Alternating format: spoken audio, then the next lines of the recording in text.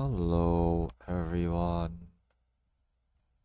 it is me, Shark, here again today for another episode of The Forked Tower Blood.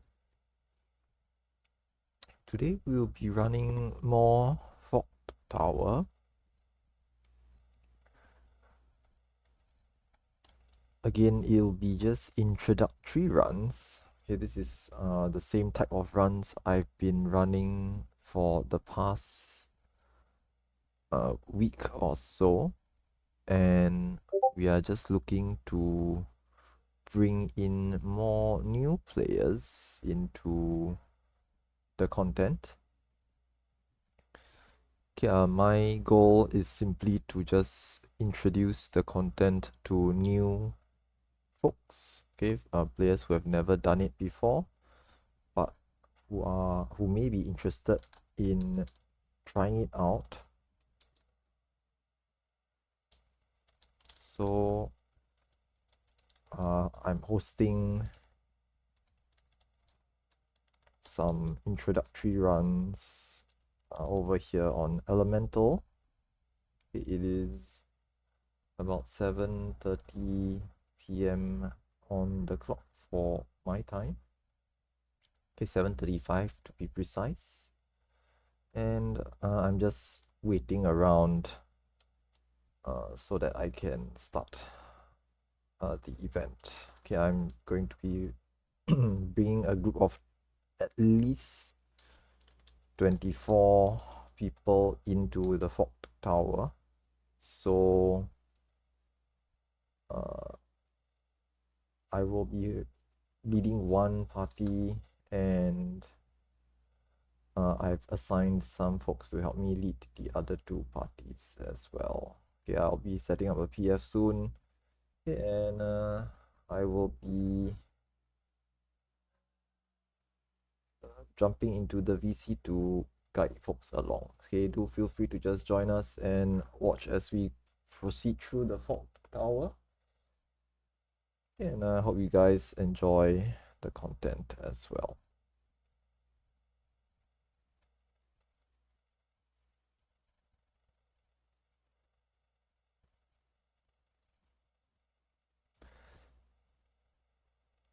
Yeah, I'll head over to Raid Lead, so I do apologize if I'm not engaging with you folks too much here. Yes, but I will be guiding folks through this content, and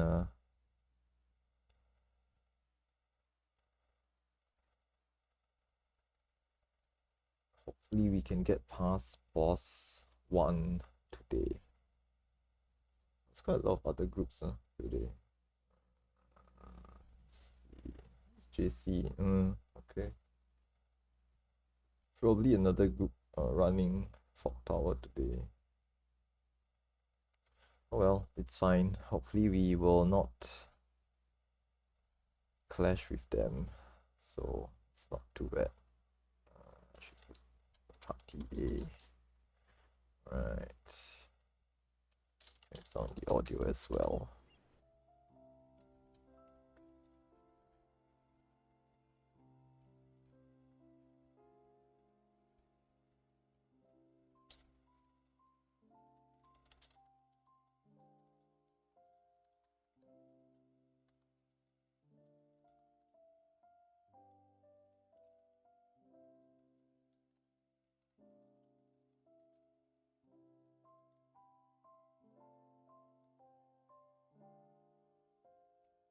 To the voice chat as well.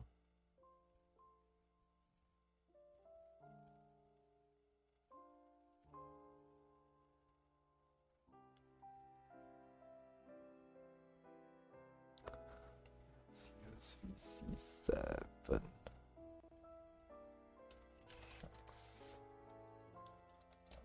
Tower.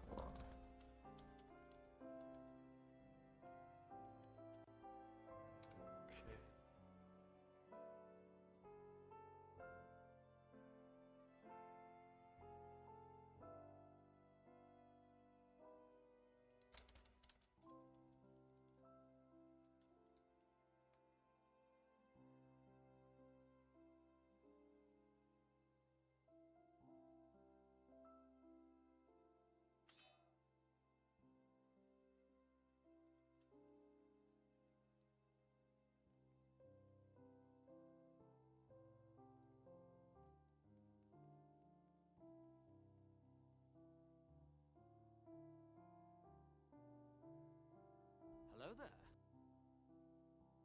Oh no. What? Someone suspicious has just joined. Yes, and I am your healer, so be nice. Yeah, it's fine. I probably won't die, probably. Also, it's like if I'm not the main tank, right, it's fine. Cause like there might be another tank, so I'll let them main Yeah, tank. yeah. Actually, you can play DPS if you want to. You don't have to play healer. I think it's not. To be honest, it's like a comfy blanket, just going as healer. So you don't have to think about rotation and stuff. Just Yeah, chill. I can just one brain it. Yeah, but I mean, single brain cell. I see. Single Clearly, brain cell. clearly, it is already putting too much load on that one that you I have. swear, if anybody tells me that freaking working for the government is easy, freaking tell me. So, yeah, today was eventful. Interesting. So, mm. Just the audio a little bit. I don't mind. I'm just gonna go Sage. So, It's okay. whichever one you Yeah, wanna you go as. can go as Yeah. anything. Yeah, I'll just arrange in Mm. party chat. I mean, if you wanna heal, like, I can just change as well. I heal. Easy. Okay, sure. I wasn't talking to you. I don't trust you. I don't think just act now is in the voice chat yet. Let me see. You don't. Oh, okay. Yeah, Oh, yeah. Oh, okay, yeah. you have to type it out. You type it out. Damn it, I have to work. What do you mean you have to work? Everything is work. Talking about. Mm-hmm. Yeah. Okay lah, that's time. Okay, party 1, 8 out of 8. Party 2, we are missing 4 people. Party 3. No, there's no party 3. Party V, Party V is should put Barry as party V, that was my mistake. Yeah. Okay, Lucius is party V. Oh, Lucius already mentioned it's full. Okay, very nice. Thank you.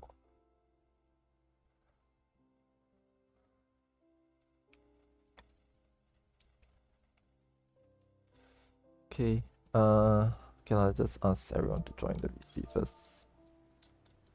Let me join VC Oh, it's Galen.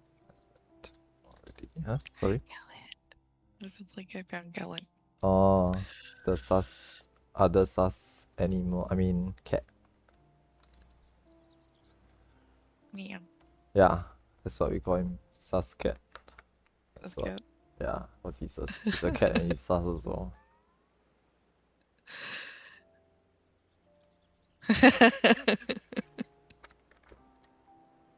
What's happening? Yay. Oh, okay, yeah. That's right. Cheering the chat. Yes. Look, my new emote. I love it. Suspicious as well. Yes. I wish it was like concurrent though. What's your new emote? Can't see. Blow bubbles. Oh, is that like Mock Station one? Yeah. Reach, some people I got flexing their money. Shush. I didn't bring it up, you did. I like this emote. There's a few new glimes on there as well Yeah, I saw. that are nice, so... And had to dig out some character ones that weren't able to be dyed, so I could re-dye them now, but they're optional. Interesting.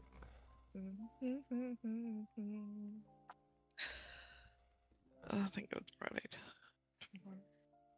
Okay, for those of you in the voice chat already, right, can you just ask your party members to jump onto the VC as well? Okay, obviously today's session I will be raid leading through VC mainly, because we don't have alliance chat, so it's impossible for me to type to everyone. So unfortunately, we will have to use the voice chat for communications purposes. Okay, I'll try to explain stuff before we go in, while waiting for another. Okay, my party has 3 more players. Okay, but for everyone else, you all should form up into parties. Okay, let me just ask everyone to Yeah. Jump into VC so I only need to explain this once. This What the fuck? some people playing the soundboard. That's familiar. Okay, anyway, Do it again. who was it? What? What? Why are you encouraging Go. them to do it again? Suspicious. Mm. Okay, anyway, if you have party members, okay, no, if you're in a party and you're trying to join my run, can you just ask your party members in party chat to join the VC so that I can just give one explanation. I can just deliver one explanation and I don't have to repeat it again. It's already 7:45 lah, or should I say X45 on the clock right now. We will try to go in no later than X00 lah, so another 15 minutes. Try to get everyone here and we'll try to zone in. Okay, my party is still missing 3 players. Let's see. Green,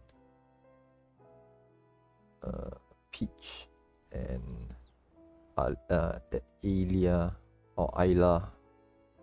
Okay, it's okay lah. Still have a bit of time. I'll just ping them. I think Rin is someone's friend. I think it's Sorry. yeah, Ariad is friend. So you can just make sure your friend, yeah, just make sure your friend joins us. Okay, as long as they are aware that and they are coming, that's fine. It's okay. Okay. Anyway, I'll just get started with the explanations first.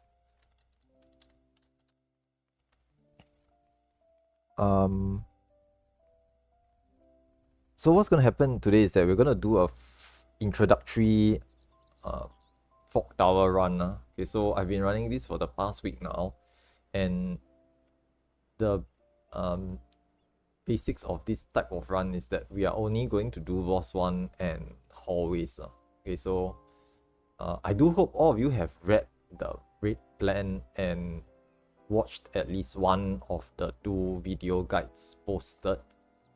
Okay, they are linked in the original post for this event. It's important because even though some people like to join new content blind, which is acceptable for most types of content. Because for most content, you join a content, you see it for the first time, it's new, you go in, everyone doesn't know what's happening, we all like press the respawn button and then we go again. This is not the case for Fog Tower. Okay, for Fog Tower, if we want to go again, we have to wait another 30 minutes and spend another 16,000 gold. Okay, it's slightly less, but 16 ciphers is 16,000 gold. I just round up. So there is a attached cost to doing it. So we try not to waste chances. Okay, so it is recommended to go and review the guides before we actually get started. Now, there will be some time. If everything goes according to plan, there will be a little bit of time before the run actually starts. Okay, I will explain this as we go along. Okay, but first things first, we will try to zone in first. Okay, we'll try to get in first. Okay, then later once you get in, we'll have about 30 minutes to wait before the run officially begins. Okay, because of the way the Fog Tower works. Okay, now, what's gonna happen is that I'm only gonna guarantee 3 parties getting in. So my party, Lucius party, and Barry's party. Okay, only the our 3 parties are covered by myself. So when we zone in later on, I will look to make sure that these 3 parties get into the same instance as I do. Okay, these 3 parties will also be, okay, 2 of our parties, okay, my party and Barry's party will be sponsoring the run. Okay, we will be putting in ciphers. Okay, I'll talk about ciphers slightly later on. Okay, but I will only guarantee 3 parties getting in. Anyone else outside of these 3 parties, so outside of the 24 players, y'all will try to get in with us. Okay, so but I will not how do I say this? I will not guarantee lah. So if let's say you can get in, that's fantastic. You can join us. But if you try and it fails, and I make the decision that we are going to start the run in the instance that we are in, right? Then it is unfortunate, but you will have to keep trying to get into our instance. But I will not rezone just to pick up players who are not in these three parties. Okay, do understand that the reason for this is simply because if I were to, let's say we have 40 players here, or even 46 players here, or 48 players, and if I were to try to ensure that all 48 players get into the same instance, it's gonna take a long time. Okay, because we have to zone in. Okay, some people get in, some people didn't get in. We have to zone out, wait for about 5 to 10 minutes, zone in again. Some players get in, some players don't get in. Zone out, wait for another 5 to, okay, and it slowly adds up. Okay, it compounds, the effect compounds. So to save time and not to waste too much time trying to do instancing, I have decided to cut down the number of players that I will guarantee in. Okay, so I only can guarantee the 24 players to get in. Okay, but I will try my best to force a new instance. So when we zone in later, I will try to check to see that we are in a fresh new instance, so that there's a lot of space for players to quickly join us inside the instance. Okay, as compared to joining an existing instance, if like 24 of us get in and then the instance is filled up, then no one else can get in. Then only 24 of us are actually doing the fog tower run. So I'll try my best to force a new instance so that more players can join us. Okay, having said this, if we zone in and I see that, okay, this instance is the instance we are doing the run in, as many people try to join. Okay, but if some of you didn't manage to get in, okay, maybe because you joined and you went to an old instance, then it is unfortunate, but then you have to try to zone out and try to zone in again. Okay, so you just have to keep trying to find our instance. Okay, there's a little bit of time just before the instance fills up, where you can still try to snipe into our instance. Okay, to understand this, you kind of need to understand how instancing works. Okay, so what will happen later on, right, is basically we will do okay, the actual process is we will do a ready check first. Okay, make sure everyone is ready, and I will set a Gaussian time. Okay, I'll set a ET, and once I set the ET at the appointed time, everyone will queue into the instance at that time. Okay, so as an example, let's say I set it to like 14, okay, no, let's say I set it to like 12, 10, ET 1210. At ET 1210, everyone should just queue into the instance at the same time. Now, the first time we do it, more likely than not, it will not work properly. Okay, first time we do it, more likely than not, we will be separated into different instances because we are joining an existing instance. There will likely be an instance that's already currently open, and some of us will get in, some of us will not. Okay, so the first time we try it, we will most likely fail. Okay, now what's going to happen after that is that I'll ask everyone to leave the instance. So we try, it doesn't work, everyone leaves the instance. I myself, as the host, will stay in the instance. Now what I'll do is I will wait for the instance to fill. So let's say I'm in the instance is full, but not all of us got in. I'll do a call saying, okay, everyone zone out, okay, except for myself. Okay, but I'll just say everyone just leave. Okay, everyone leave. Everyone leaves the instance.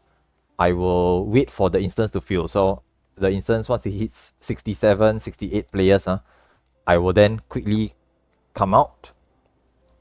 I would ask all of you, okay, let's zone in like 10 seconds or 15 seconds. Okay, then we'll do a quick rezone. And because the previous instance I was in is full, and we are all in full parties, 8-man parties, what happens is that we will not be able to join the old instance, and we will spawn a new instance. Okay, this is the strategy that most folks have been using. Okay, most groups have been using to try to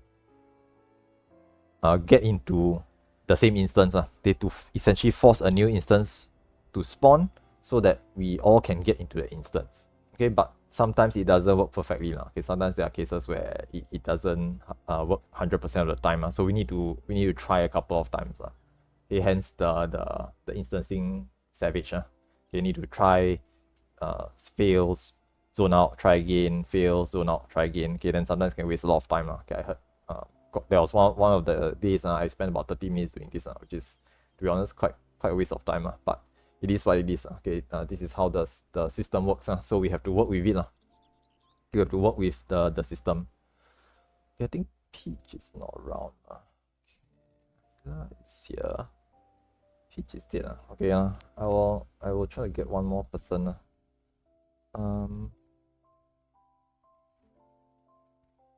I'm just gonna open my party to any of you guys. So I'm just gonna remove the password. And okay, my party has one extra spot. So you all are free to just, anyone can just join my party so that we are a full 8-man. Okay, but do note, if you join my party, you will be expected to put cipher. So yeah, just try to join my PM. Okay, I just put it up open. Go ahead, just join. Okay, to be honest, doesn't really matter. Just get into our instance is fine.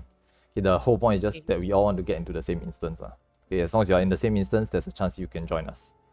If you cannot even get past the instancing savage, then there's no way you can join us. So it is what it is. Okay, obvious.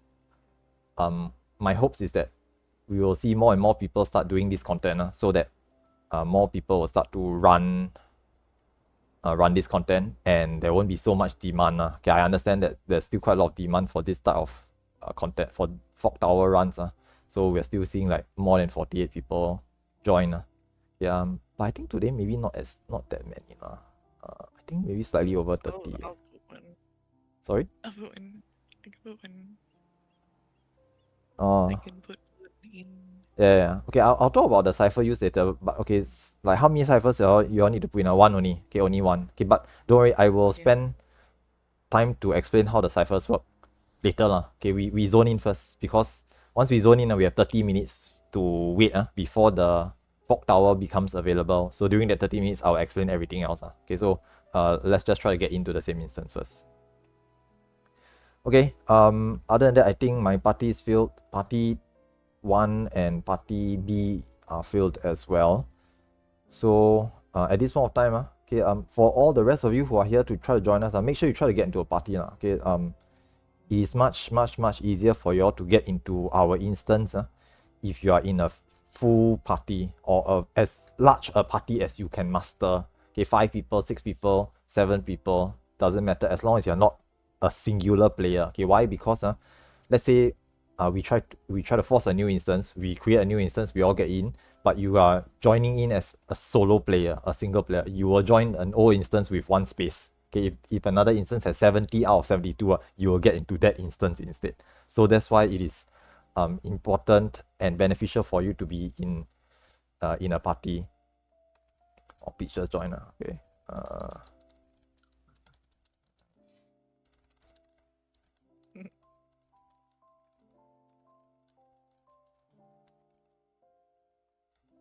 Okay. Yeah. So for Peach, yeah. Just try to yeah. Okay lah. I mean, ultimately, right, the idea is that we just need to all get into the same instance first. Okay, so without further ado, let's just try to zone in first. Okay, let's just try to zone in first.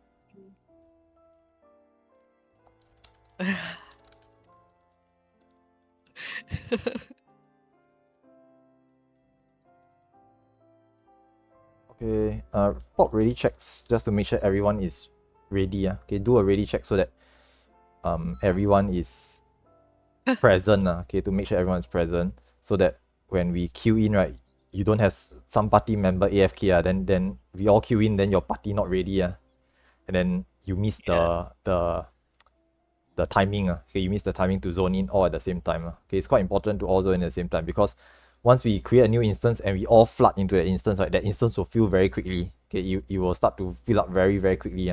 Once it's full, you can't get in anymore, and then you'll be locked out. Okay, so My party is ready. Is party 1 and party B ready?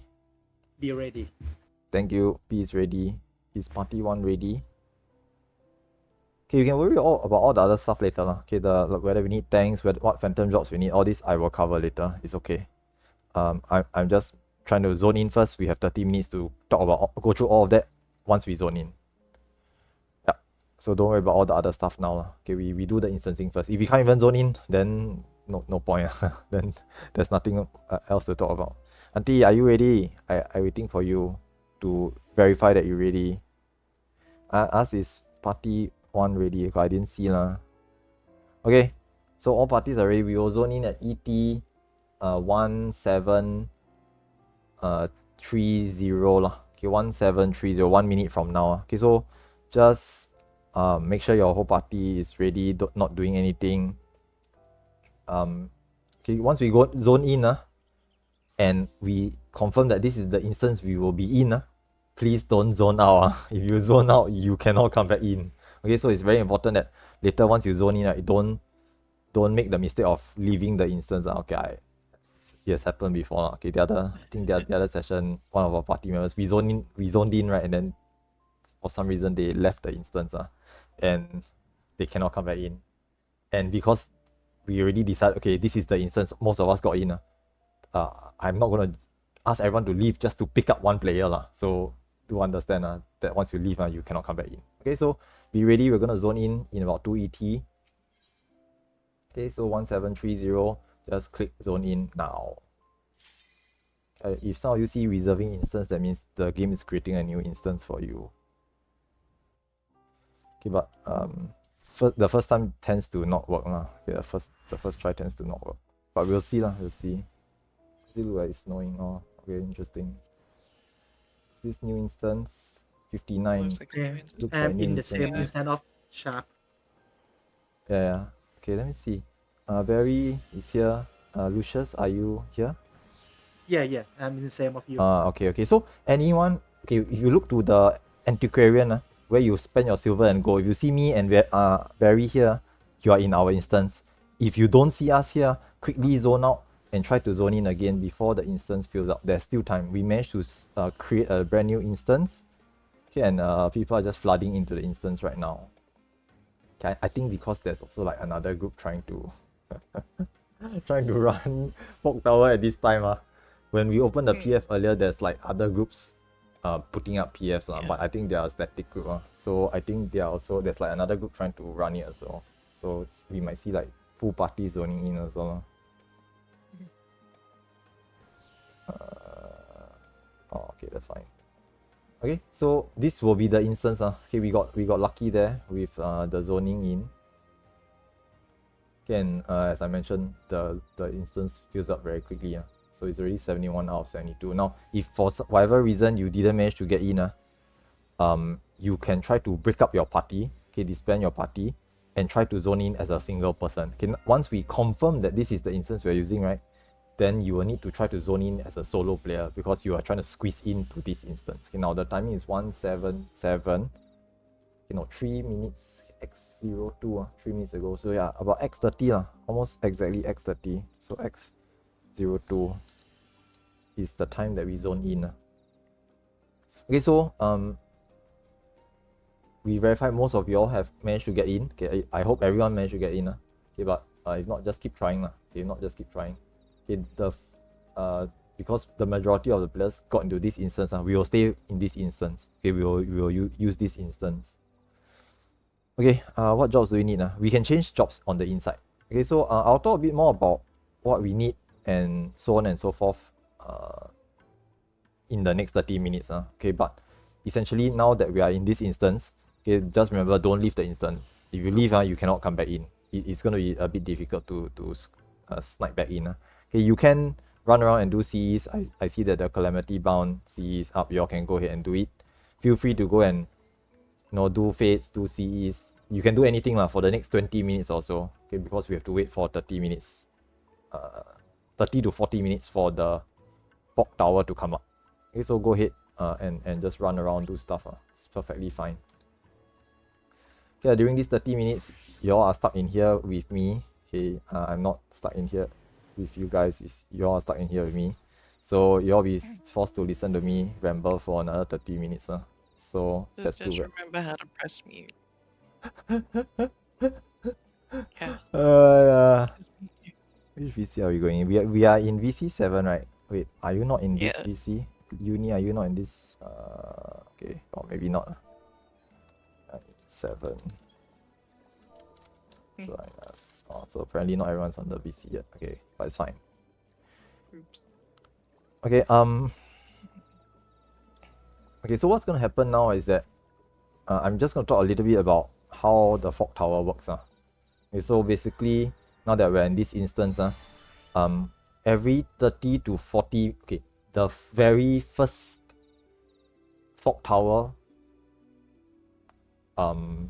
trigger, okay, the first time it comes up, right, is anywhere from 30 to 40 minutes. Okay, there's been some conflicting reports. Some people say it's 30, some people say it's 35, some people say it's 40.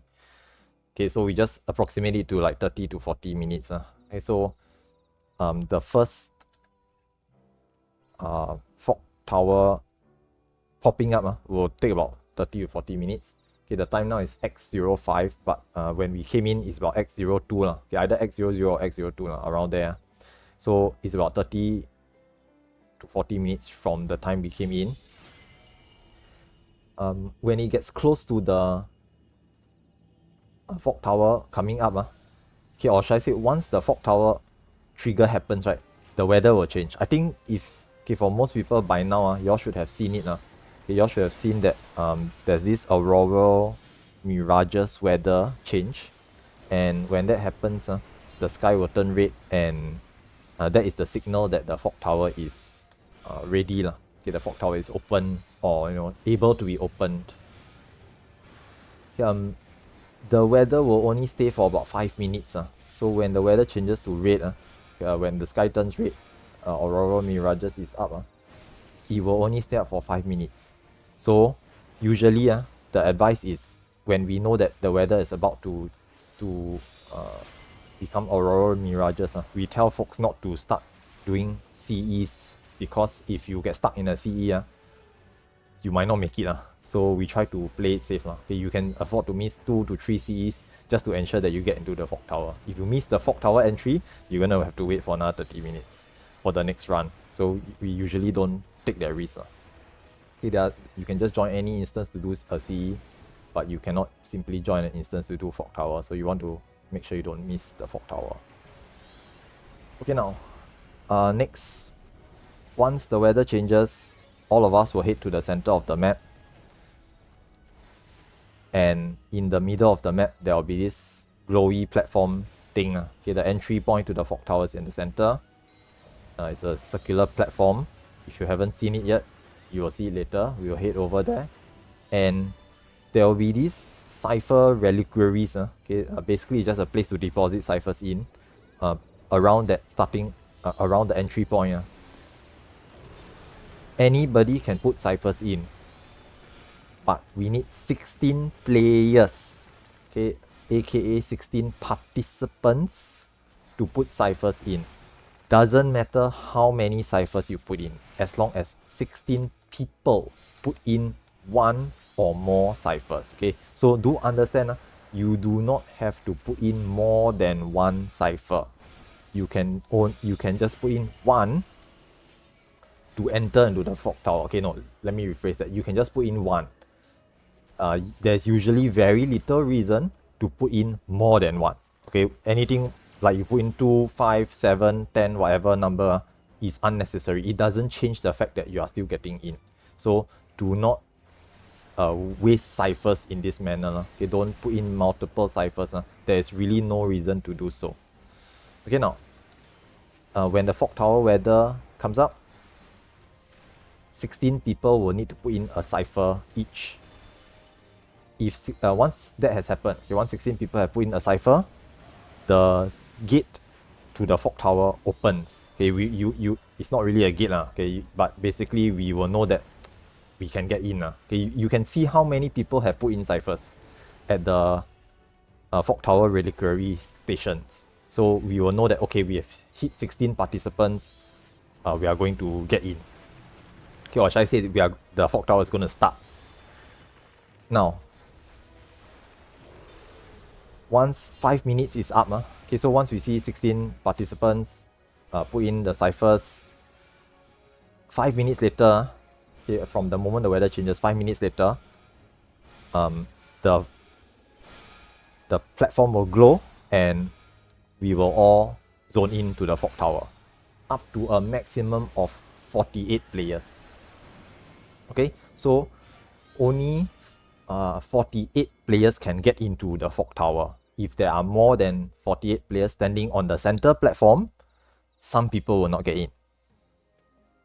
There is a system in place for how the game chooses who gets in. Anyone who puts in a cipher has a priority over anyone who did not put in a cipher. Okay, so if let's say I put in one cipher, Kelly put in one cipher, okay, another 14 other people put in ciphers. Okay, so by right, the first run, okay, the first session will have my party, okay, party A, and Barry's party, party 1, put in a cipher, one cipher each person. So these 16 people will sponsor the run. In other words, okay, we will tribute. We are offering tribute. We will spend 16 ciphers to pay for everyone's entry.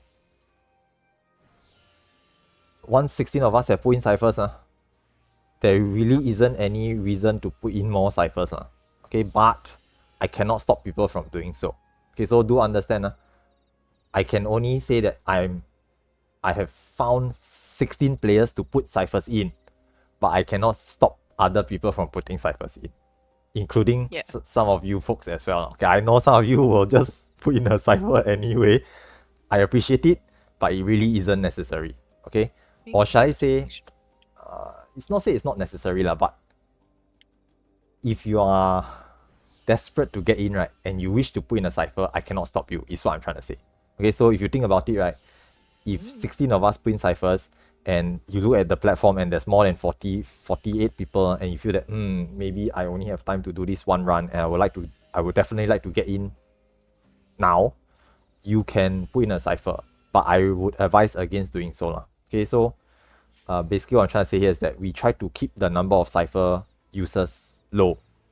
Okay, if everyone decides to FOMO, okay, fear of missing out, okay, everyone is like, oh no, maybe I can't get in, so maybe I'll just sacrifice one cipher to get in.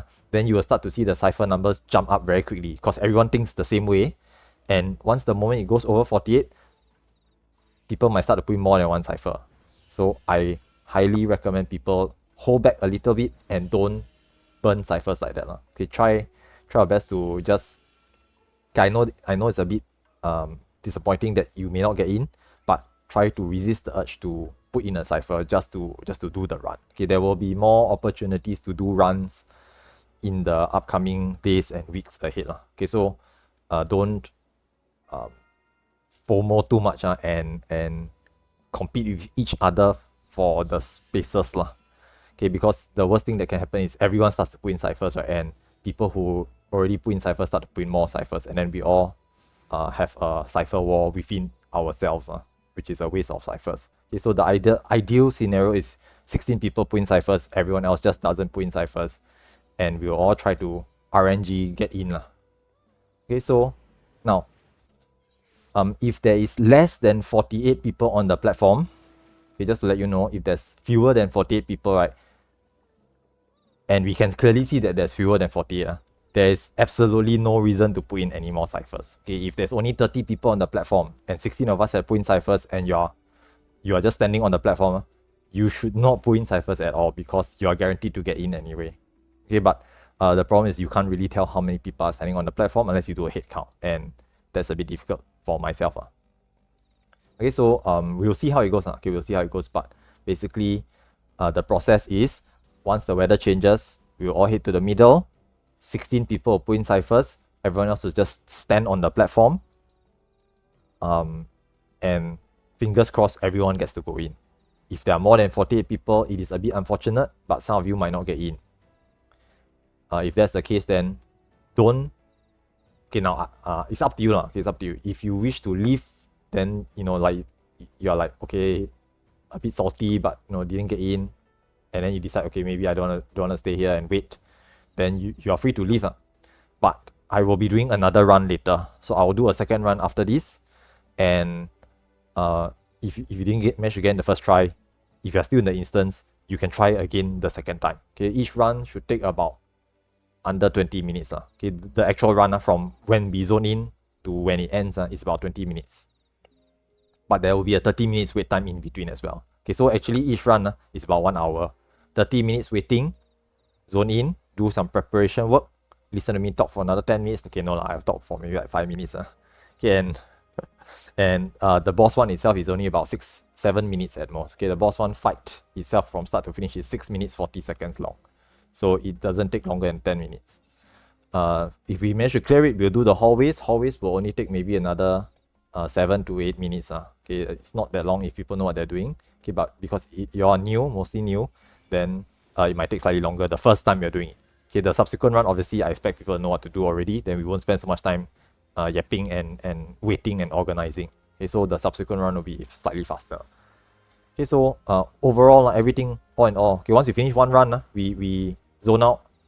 We have to wait another 30 minutes for the next fog tower weather to come back up.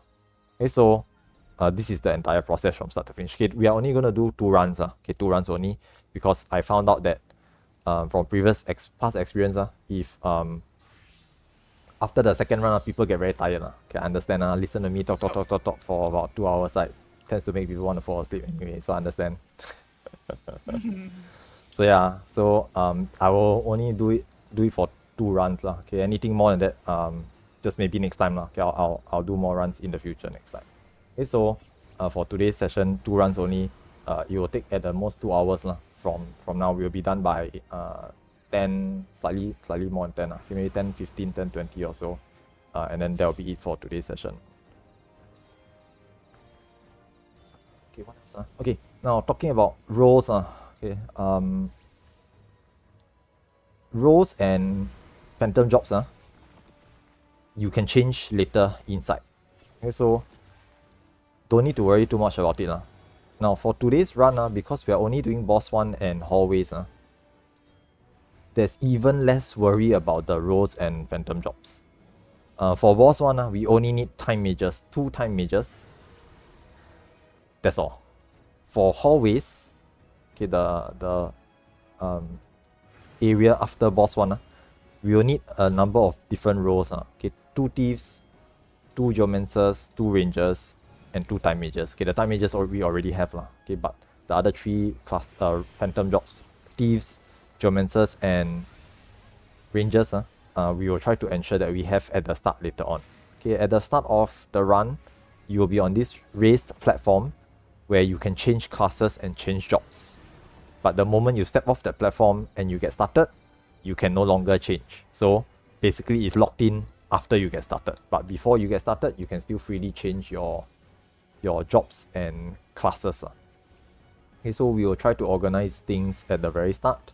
Okay, try to make sure we have all the required roles and jobs that we need for just the boss 1 and hallways. In future, as you progress further and further into the fog tower, you will most probably need more different jobs. More different phantom jobs and roles. But for today's session, because only boss 1 and hallways, we don't need to have too many different no need to prepare too many different jobs. So it's a lot easier to organize as well.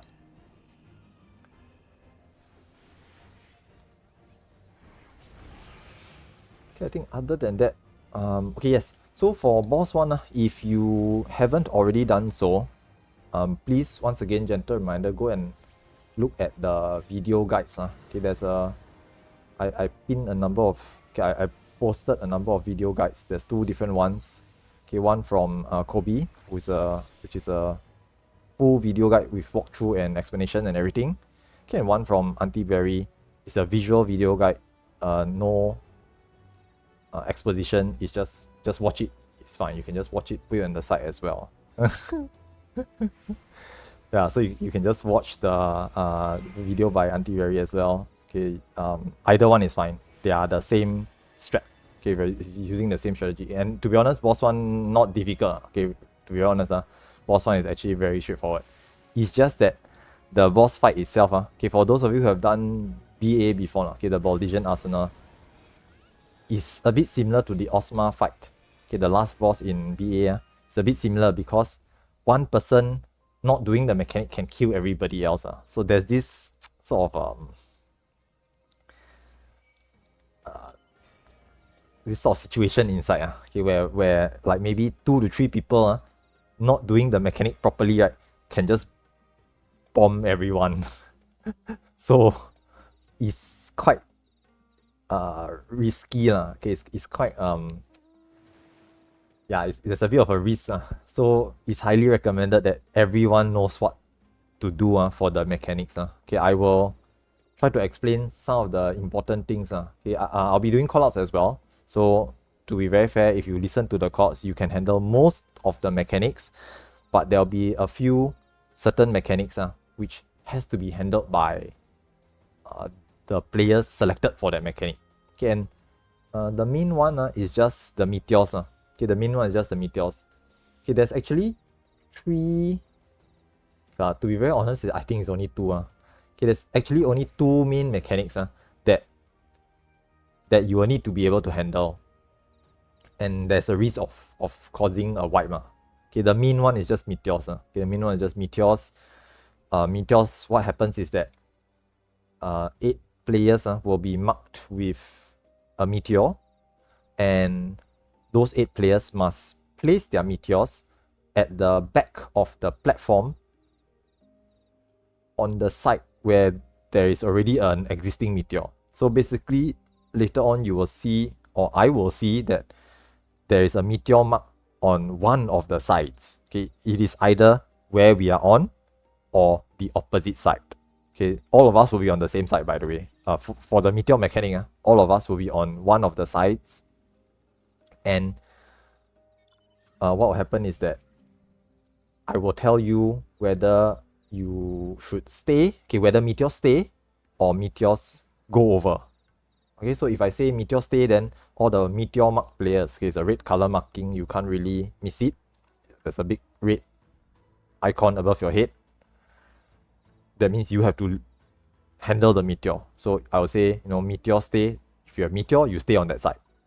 If I say meteors cross over, then if you have meteor, you go over to the other side. Okay, and vice versa. If I say meteors stay, but you don't have the meteor, then you cross over. Okay, then you go over to the other side. Okay, this is for the meteor mark players and everyone else. Now, there will be 4 players who have a catapult stack. Okay, a catapult stack marker. Basically, what happens is there's 4 people with a stack marker, and this stack marker has a gigantic, okay, not really gigantic, there's a very obvious glowing arrow pointing upwards, and either pointing towards the boss or pointing away from the boss. In other words, it's pointing either north or pointing south. Okay, this catapult stack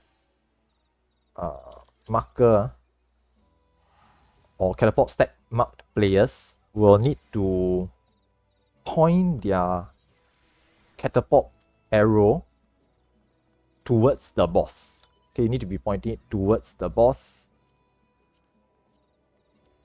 Doesn't matter whether you have whether you're on the meteor side or not on the meteor side. You need to make sure that your catapult arrow is pointing towards the boss. So if this forces you to be on the meteor side, that is correct. You are supposed to be on the meteor side in that case. Okay, these catapult stack markers, basically what happens is when they explode, okay, everyone needs to stack. There must be some players stacking with you. Okay, one person will get it, but if you are solo, you won't survive. Okay, if you are by yourself and it explodes, and no one stacks with you, you will die. So some players will need to stack with you. Okay, we can still, okay, yes, you can still do one more. See, this one is still okay. Okay, we have about 6-7 minutes more before the weather changes.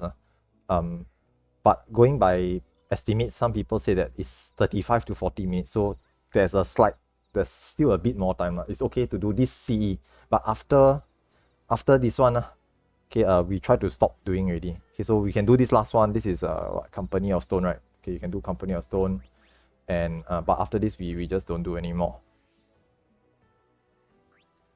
Where's my geomancers?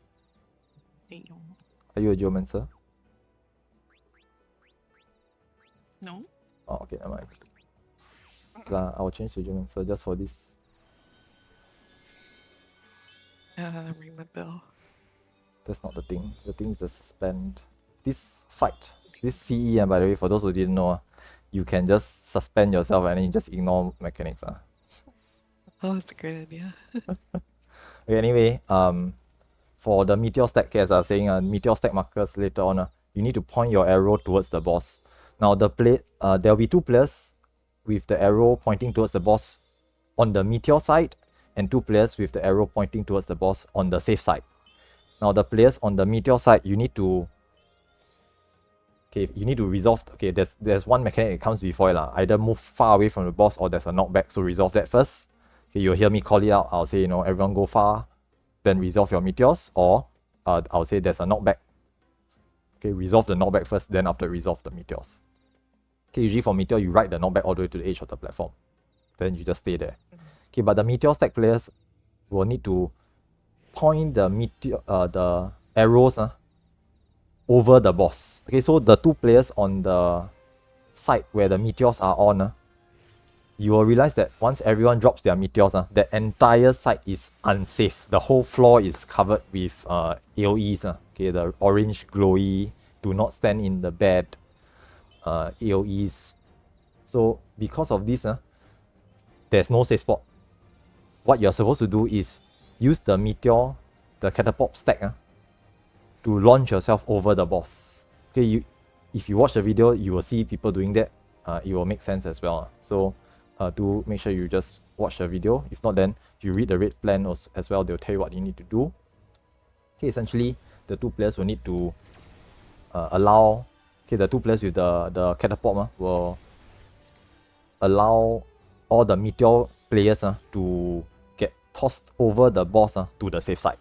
If these two players are not there, then everybody on the meteor side will die, basically, because there's no safe spot, right? So all of you just die. So it's important that those two players know what to do.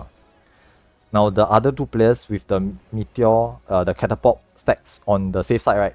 You are just supposed to make sure that you don't eat everybody onto the unsafe side. So you go all the way to the back, make sure there's space for you to fly up and land down while remaining on the same side.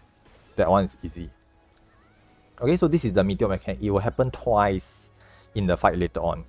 Okay, but it is quite important because if multiple meteor players drop the meteor on the safe side, the quote-unquote safe side, it will make that side unsafe, and then all of us will die. So it is important that you try to handle the meteor mechanic. Okay, so that's the first important mechanic.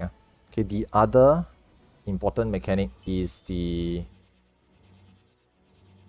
stack towers, double stack towers. Now this will happen much later in the fight, and there's a number of ways that people can handle it. I think there's two different strategies currently out there. But the strategy that we are using is basically the players who are crossing over. Okay, players who are crossing over will go up. Okay, players who are crossing over will go to the top of the stack towers by using the gargoyle statues on the side. Okay, it will become quite obvious what these gargoyle statues are later on when you see them.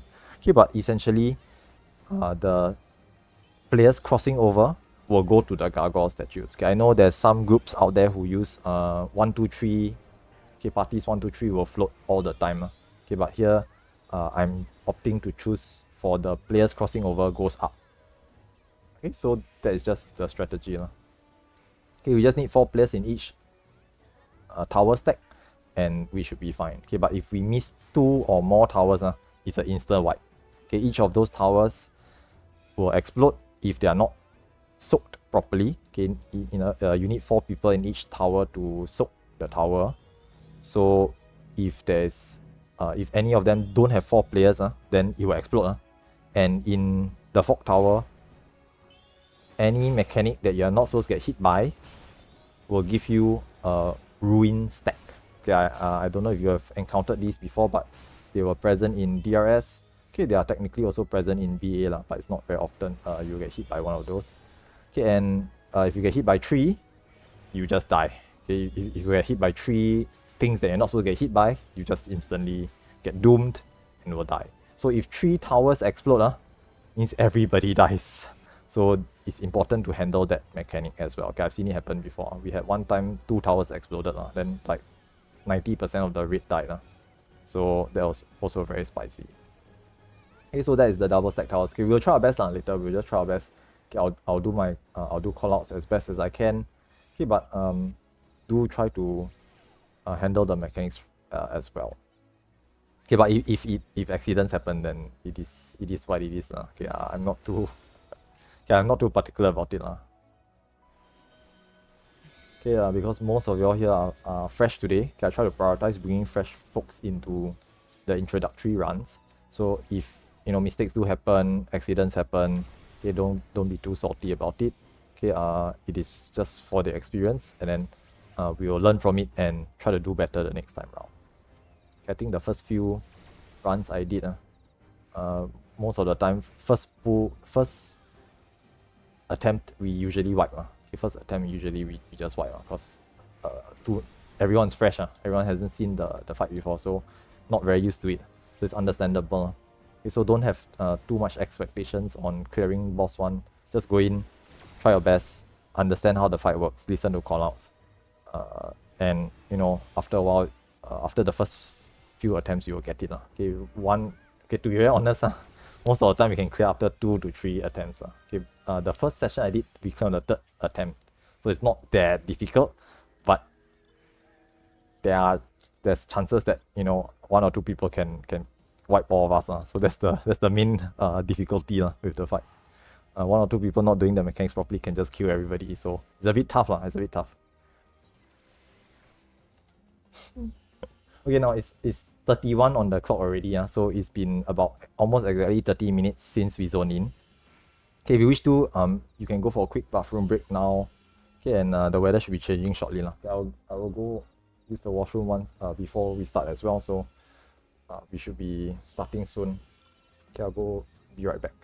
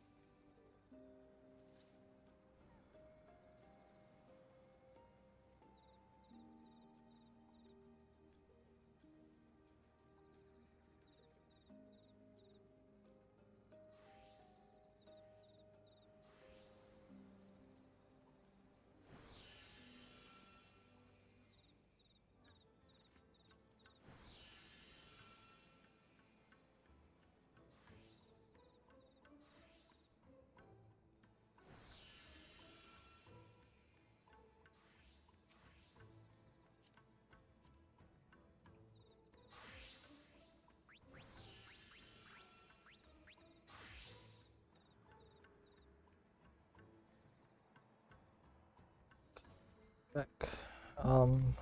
Yeah, we should be.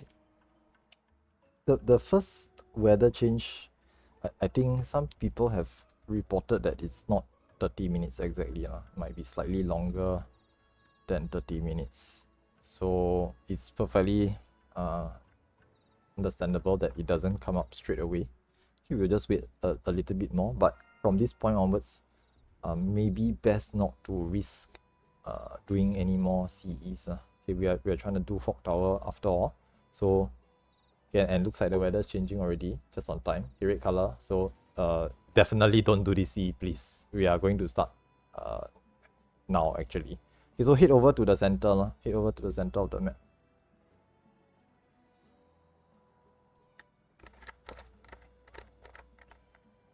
Okay, if you see any of your party members not at the middle or not moving to the middle, just try to ping them. Ping them. Hey, I missed it. wait. Hello, sus. I dropped out. I jumped out. Wait, you went. Yeah, because I missed it. Come back. Oh my god. Okay. I did it as a drive-by. No, I know, but I couldn't click on it, so. Okay, thanks. So there was two that ran past. Oh, the previous one, I just wasn't paying attention. Yeah. Okay. Okay. Okay, now, cipher usage, okay, try to only, okay, definitely only just put one, please don't put more than one, it's wasting ciphers. If there's less than 45 ciphers, less than 45 people putting in ciphers, you definitely don't need to put in more than one. Okay, now, by right, it should be, okay, I already got 20 people already. Okay, but by right, it should be my party okay. and Barry's party putting in ciphers. Okay, I myself will put in one so that I can guarantee that I will get in for this first attempt. Okay, but to be very honest, you all shouldn't be putting in ciphers. I don't know how many people are here though. Let's see. Okay, if we do the math, right, my party, Barry's party, Lucia's party, right? So it's 24. There's probably another one more party who's in here with us. Maybe two more. So maybe about 40 people. That's different. Was that sorry? I said I did one.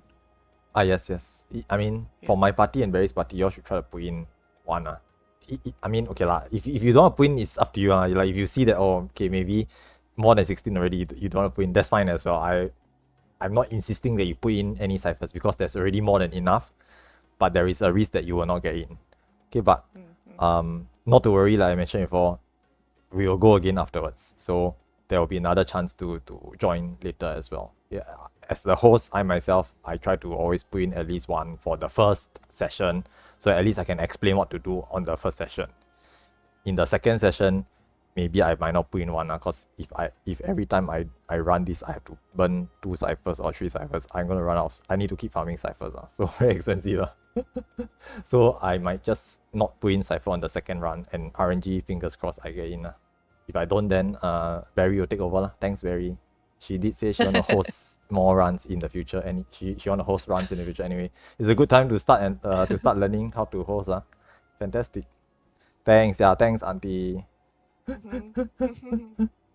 Yeah, okay, so someday, eventually, I will... Okay, for now, I'm just hosting introductory runs. So it's just mainly to get more people to experience the content. Okay, I know some people want to see what this content is like, want to give it a try, and find out whether it's their cup of tea or not. Okay, it's perfectly fine if you, after you try, you find that, okay, actually, maybe not that interesting or not that fun for you, then you don't want to do it anymore, that's fine. Okay, and then I also know that there's a lot of people who want to join the content, but like no one's hosting or not a lot of people are hosting. So hence I'm hosting these introductory runs. Subsequently, once you've seen it, then you decide that, okay, yeah, I think I can give the Fog Tower a try to clear. Okay, you can either look out for more runs run by other hosts. Okay, I know Moko and Kebi have been hosting quite regularly. Okay, but there's a few other people who are hosting as well. Okay, plus Auntie Barry also wants to start hosting, so fantastic. We might get more hosts to start running Fog Tower. And that's the plan. Okay, that's why I'm doing this, so that I can get more people into the content, give it a try. Some of them will eventually try hosting themselves. Okay, and then we will get more people running the content, and in general, everybody's competency level will go up. Okay, as more and more people do the content, more and more people will get more experience with the content. overall skill level will increase. And that's the idea. Someday in the future, I hope that we can actually plug this content, meaning no need to preform statics, all this. Just go in, the strats are all there. Everyone has understood the strats. Everyone has read up. Be prepared, have all the gear, have your masteries and everything. Then just go in and YOLO and do the content. Okay, now we're going in now.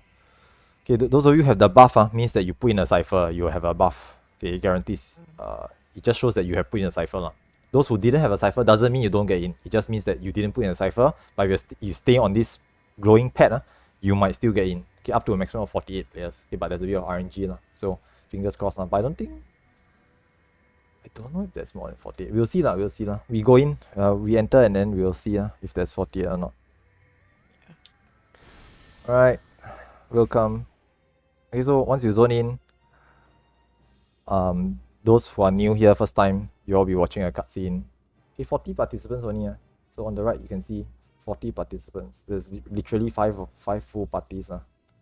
Okay. Yeah. So 5 parties. How we split? Let me see. Maybe we think of this. Number a bit difficult to split. 40. One of the parties will handle 2 towers. But a bit risky. Might be better to split 6-6. I think 8, 16, 24, 36, 6, 7, 18, 4. 4 parties of 6 and 2 parties of 8.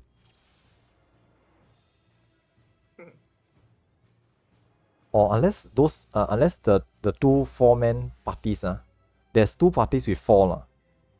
Are y'all confident in handling 2 of the towers? So 4 each. A bit risky. I think the idea is actually 6, 6, 6, 6, 8, 8. Right? 8, 6, 6, 12, 18, 24, 32, 40, right? Or 2 fresh. Yeah. So maybe we split into 6, 6, 6, 6, and then 2, 8. Okay, anyway, just to let y'all know, this starting platform is you can change classes and roles here. So don't jump off this platform first. Now, normally what we do for Fog Tower is we form into lines. So, for example, right, my party will be party A. We form one line on the left. Okay, like this. Yes, correct. Thank you. Then party B, Lucius party.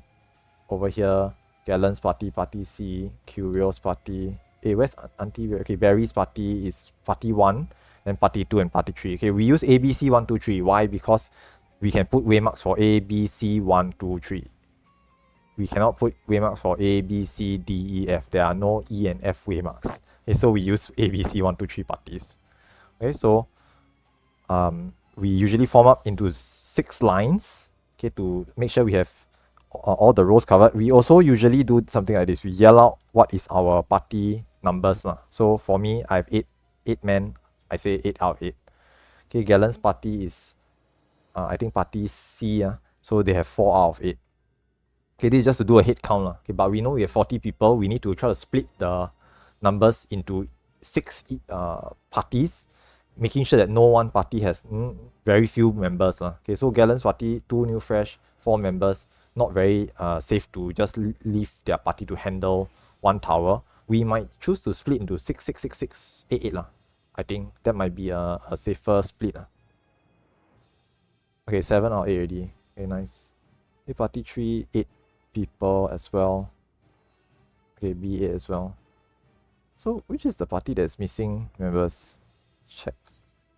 Okay, a bit hard to math.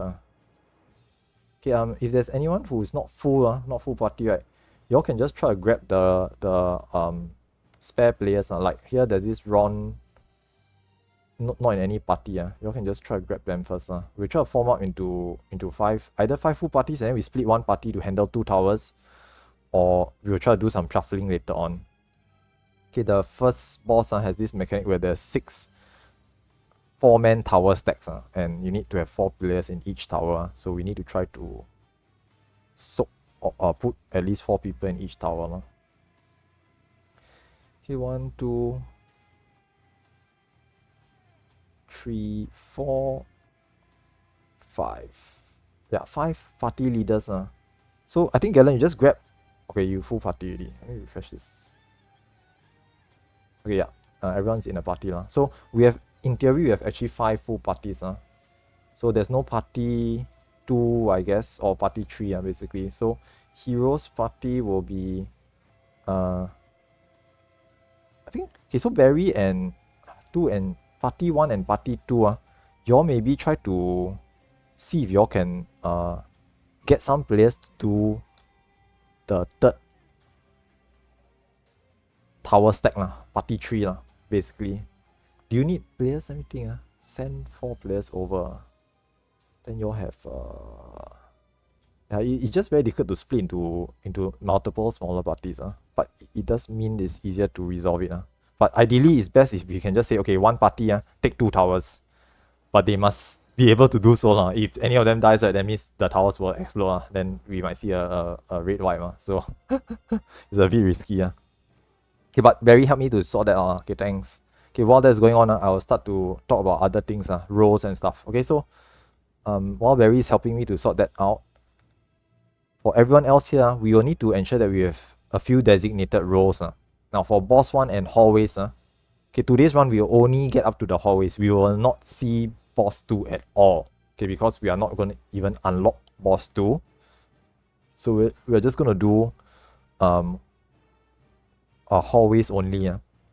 Now, because of this, we only need these specific roles. Now, for boss 1, we will need 2 time mages. One on letters side. Okay, letter side is ABC side. One on numbers side. So normally what I do for my runs is that if let's say you are a time mage, you just yell out. You just use the yell saying for example maybe Galen is a time mage. He will say C TM or time mage. So I know that okay, party C has a time mage. Then on the 1, 2, 3 alliance, maybe Barry's party. Okay, maybe Letty. Okay, Letty will say, 1 time mage. Something like this. Thank you. So Kiki is a time mage. So I know that okay, the number side 1, 2, 3 has a time mage there. Okay, we'll need at least 1 time mage on each side to use dispel on a mob that spawns later on in the boss fight, in boss 1 later on. Okay, so thank you very much. Number side as time mage. So time mages we need for boss 1. We need 1 thief. Okay, thief on each side as well. 1 geomancer and 1 ranger. These 4 roles are required for boss 1 and hallways. Okay, boss 1 is just time mage. For the hallways, we need all 4 of these. Okay, although I say need, there's some exceptions to this, but generally speaking, the mandatory ones are time mages and thieves. Rangers and geomancers are optional, but ideal is recommended to have. Okay, it'll be nice to have. Okay, so as again, if you are a geomancer, thief, or ranger, please yell out which party you are in and which role you are taking. So I myself, I'm a thief. I will be the thief on the alphabet side. Okay, please help me to yell out if you are taking one of these roles. Okay, generally speaking, not very difficult. You can just, it's just very simple. Okay, only the thief needs to do something special, but I will explain that later on. Time mages basically need to cast Dispel and Sloga. Rangers just need to blow up the traps. Okay, just to clear the traps away so that we can safely cross. Thief need to percept or scan the traps. So the thief role a bit more involved. I will explain later. Okay, and geomancers need to cast Suspend to float players so that they can disarm the dangerous floors, electric floors that will appear in the hallways later on. Okay, so thank you very much. We have Rangers on 3, Geomancer on 3, and 1 as well. Okay, a Thief on 1. So number, yeah, only need Falcon. Only need Falcon. The Unicorn not really necessary, but obviously nice to have because Unicorn is a Stonk's shield. Okay, but for this run, it's okay. Doesn't matter. Okay, we are not aim to clear run. We're not frogging beyond boss 1. So it's perfectly fine if you don't have everything. Okay, but you need the specific skill. Okay, you don't have Falcon, then no need to be Ranger already. Okay, yeah, so just need Falcon. I don't actually have a Geomancer in my party though. Let's see. That's true. But to be fair, later, if Letty's party have a Geomancer, it's okay. Because Letty can do the electric things. Okay, thanks, Uni. So Uni will be my Geomancer. Thank you very much. Okay. Other than that, ideally every party should have one bard. Okay, the bard just gives damage up. Okay, just DPS. So every it's a permanent 4% damage up for the whole party, and every 2 minutes get 10% damage up. So bards are nice. Knights are nice for 10% defense up later on. Okay, you notice that when we enter here, we lose all the 30 minutes buff. Okay, the defense up, speed up, and okay, EXP up not that useful. Okay, but we lose our defense up and speed up. Later, there will be this knowledge stone. You can buff with knights, monks, and bards as well. Okay, but the bard no need to buff. No phantom experience to gain here. Okay, but knight and monk. So if you want to use those classes as well, it's possible. And then you can just use the buffs later on. Okay, but to be honest, mainly the knight one is useful. Okay, plus if I remember correctly, later on, further in the fight, you'll need knights as well. So usually you will bring some knights. So if you have, you can use them. Okay, but don't need too many. Don't need too many. One enough. Already. So like don't have too many. Too many duplicate jobs. Not fantastic for DPS. Okay, but again, this run I'm not too particular. If you have multiple, it's okay. Okay, but for actual proper like aim to clear run, you will try to cut down on duplicate jobs because not necessary, and you're not bringing DPS if you are using knight. Okay, things like cannoneers, samurais, and monks are great for DPS. Okay, I heard ranger also has critical up, so that also is considered as DPS. You can technically use this as well. Okay, Geomancer's got battle bell. You can cast on the main tanks, so those are also quite good. Okay, so I think all the roles are covered. Okay, for today's session, I'm not too particular about it. Okay, not too picky about it. So at this point of time, let's just do ready checks. Okay, like if you are missing a few rows, it's perfectly fine because later on you understand we are all actually going to the same hallway. So we just need one. To be honest, we just need one. But as a habit, having 2 is a minimum. Okay, 2 is necessary for hallways. Okay, so just pop ready checks and then just let us know if you're ready. Okay, so C is ready. A is ready.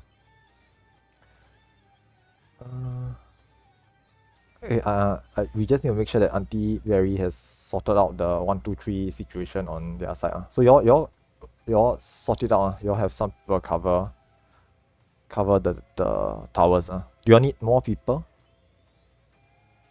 Oh, okay. Okay, can. Thank you very much. Okay, B is okay. 1, 2, and 3 are okay as well. Yeah, cannon. Okay, cannoneer is just basically the silver cannon. You need to maintain uptime, but honestly, a single cannoneer can maintain 100% uptime because it's like 70 seconds duration, 30 seconds cooldown. So you can keep firing it. It will refresh non-stop. So a single cannoneer is enough, but more cannoneers just mean more DPS because cannoneers, all their phantom skills are just damage. They just fire cannons and deal damage. So it's obviously good to have more. Okay, so that's acceptable as well. Okay, so A, B, C, 1, 2, 3, all parties are ready. Okay, I'm not going to spend too much time waiting. Let's head down. Okay, so let's give it our best shot. Okay, now up ahead, there is a knowledge stone. You can use this to buff your the knight's prey, monk's counter stance, and the bard no need to buff Okay, to be honest, the bard no need to buff It's just extra only, but up to you doesn't matter. Okay, now up ahead there's a teleportation sigil.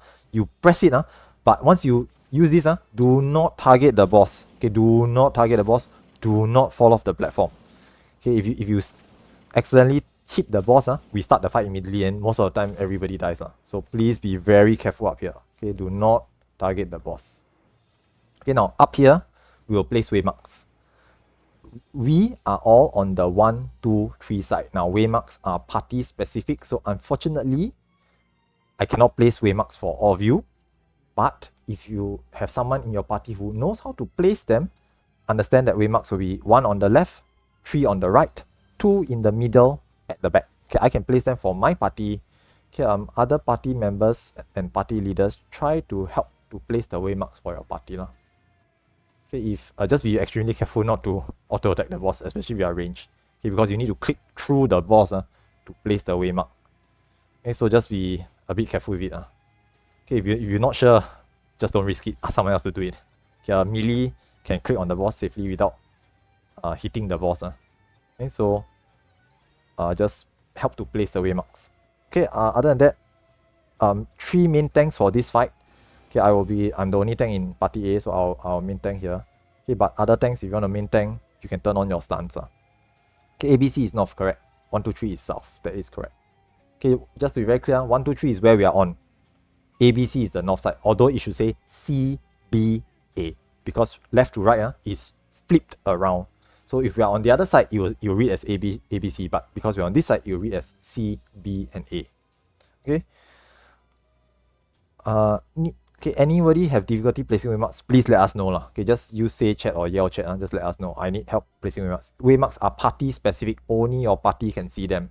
So if anybody in your party knows how to put them, they can help to put them for your entire party. Other than that, use food. Okay, pop your food, 30 minutes. And we'll do one last ready check before we begin. Okay, ready check. Okay, my party's waymarks are all placed.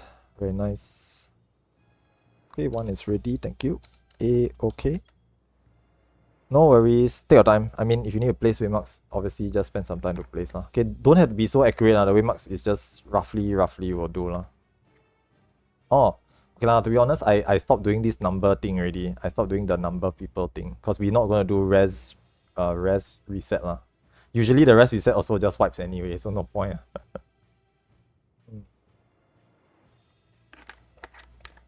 And for boss one, it's very hard to do res reset because we are always on the north side at the enrich.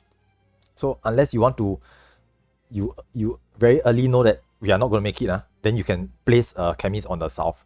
But we are almost always at the north, and we almost always going to hit enrich. So we just we either try to do it or cannot, then just wipe and then just try again. It's okay lah, doesn't matter. Yeah, maybe you can do res reset for like further proc runs, but for now it's okay lah. Never mind lah, just do more runs. It's okay. Okay, so we're just waiting for okay, 2 and 3 are ready. A, B, and 1 is ready. So only Galen's party C lah. Okay, it's okay, just take your time, just help to make sure that you place. Okay, so party C ready as well. Okay lah, so that's all the parties. We'll start at 1240. So ET, I'll type it out. ET 1240. Okay, this gives us slightly over 30 seconds. Now, make sure you have food used. Limit break. If you have limit break, LB2 is at 1238. LB1 is at 1239. Okay, range or caster limit break only. If you have it, just fire it off. If you don't use it, it will just drain away when we pull the boss. So just help to fire it off. Okay, other than that, focus up. We're gonna get started soon. Okay, listen to callouts, try our best. Okay, and we'll just give it our best shot lah. Okay, now if you have limit break 2, you can fire it now. Limit break 1, please fire off. Okay, and establish enmity, main tanks. Go ahead. Now, first heavy hitting red white. Pop some mitigations, please. The first red white hits quite hard. Okay, and we'll cross over under the boss for the first 2 mechanics. Okay, cross over and go far. Cross over and go far. Okay, stay far away from the boss. Okay, we'll do it one more time. Cross over to the other side once more. Cross over and go far. Cross over and go far. Now tank busters will come up after this. So help to mitigate the tanks. Or shield the tanks. Tank busters. Okay, tanks when we pop mitigations. This usually hurts.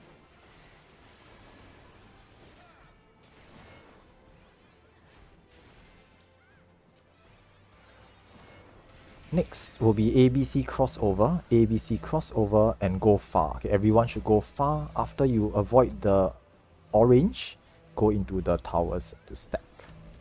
Okay, stack in the towers to soak them. Good. Very nice. Go to the right. Go to the right. Now after the boss rotates, all players should move to the back of the boss. Okay, we are on the side where the boss's face is at. You need to go behind the boss.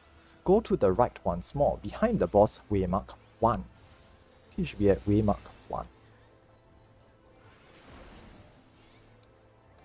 Now we will be seeing meteors soon. So meteor marked players, please try to go to the correct side. Catapult stack players, make sure your catapult is pointing towards the boss. There will be a near or far. Okay, now this is go meteor stay. Meteor stay. Everyone else cross over and be far. Crown, you're on the wrong side. Crown, you're on the wrong side. Okay, 1 meteor is okay. 1 meteor is okay. Just resolve it as normal. Okay, just move back away from the boss. We'll all take 1 hit. It is fine. Can still carry on.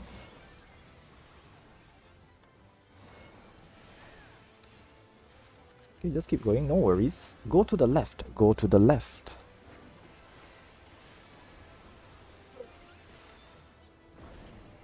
Go behind the boss. Go behind the boss. Go to the right. Go to the right. Waymark 1. Okay, behind the boss, right side. Waymark 1. Nice. Now the next mechanic will be ABC crossover, and time mages be ready to dispel the middle ad. Okay, ABC will cross over. Time mages help to dispel the ad in the middle. Okay, these 3 purple circles will spawn ads. Tank just help to tank them. Okay, and just burn the ads down. Okay, thank you for the dispels. Now once the ads are dead, just go back to the boss.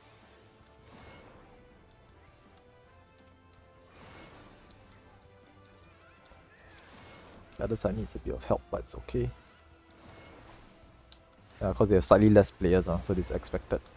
1 less party. Nice. Now the next mechanic will be the double stacked towers, so let's get ready for that. The players crossing over will go up. Okay, and at the start of this, there'll be 2 gargoyle statues that will appear on both sides. I will call out where is the safe spot for the end of this mechanic. Okay, now the safe spot will be the front right. Safe spot is the front right. This resolves at the end. Okay, we'll go to the front right at the end. Now number side will come over and go far. Okay, number side come over and stay closer to the back. Use the gargoyle statues to float up and soak your towers. Okay, go up and soak towers. Okay, and at the end of this, go to the front right. Okay, front right. Front right now, front right now. Nice.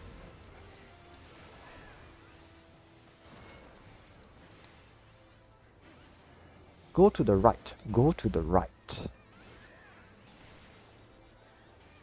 Okay, once again, we'll be going behind the boss afterwards. Go behind the boss. Go behind the boss.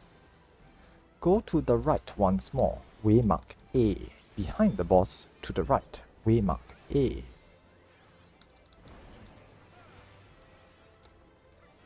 There'll be 1 more set of meteor mechanics. Once again, try your best to resolve these.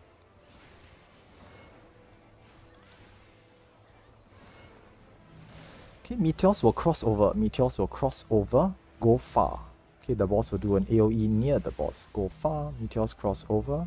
Stack markers, try to point them in the correct direction. Okay, and go to join your stack marked players.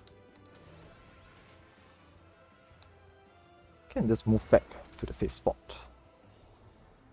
A bit misplaced, but it's okay.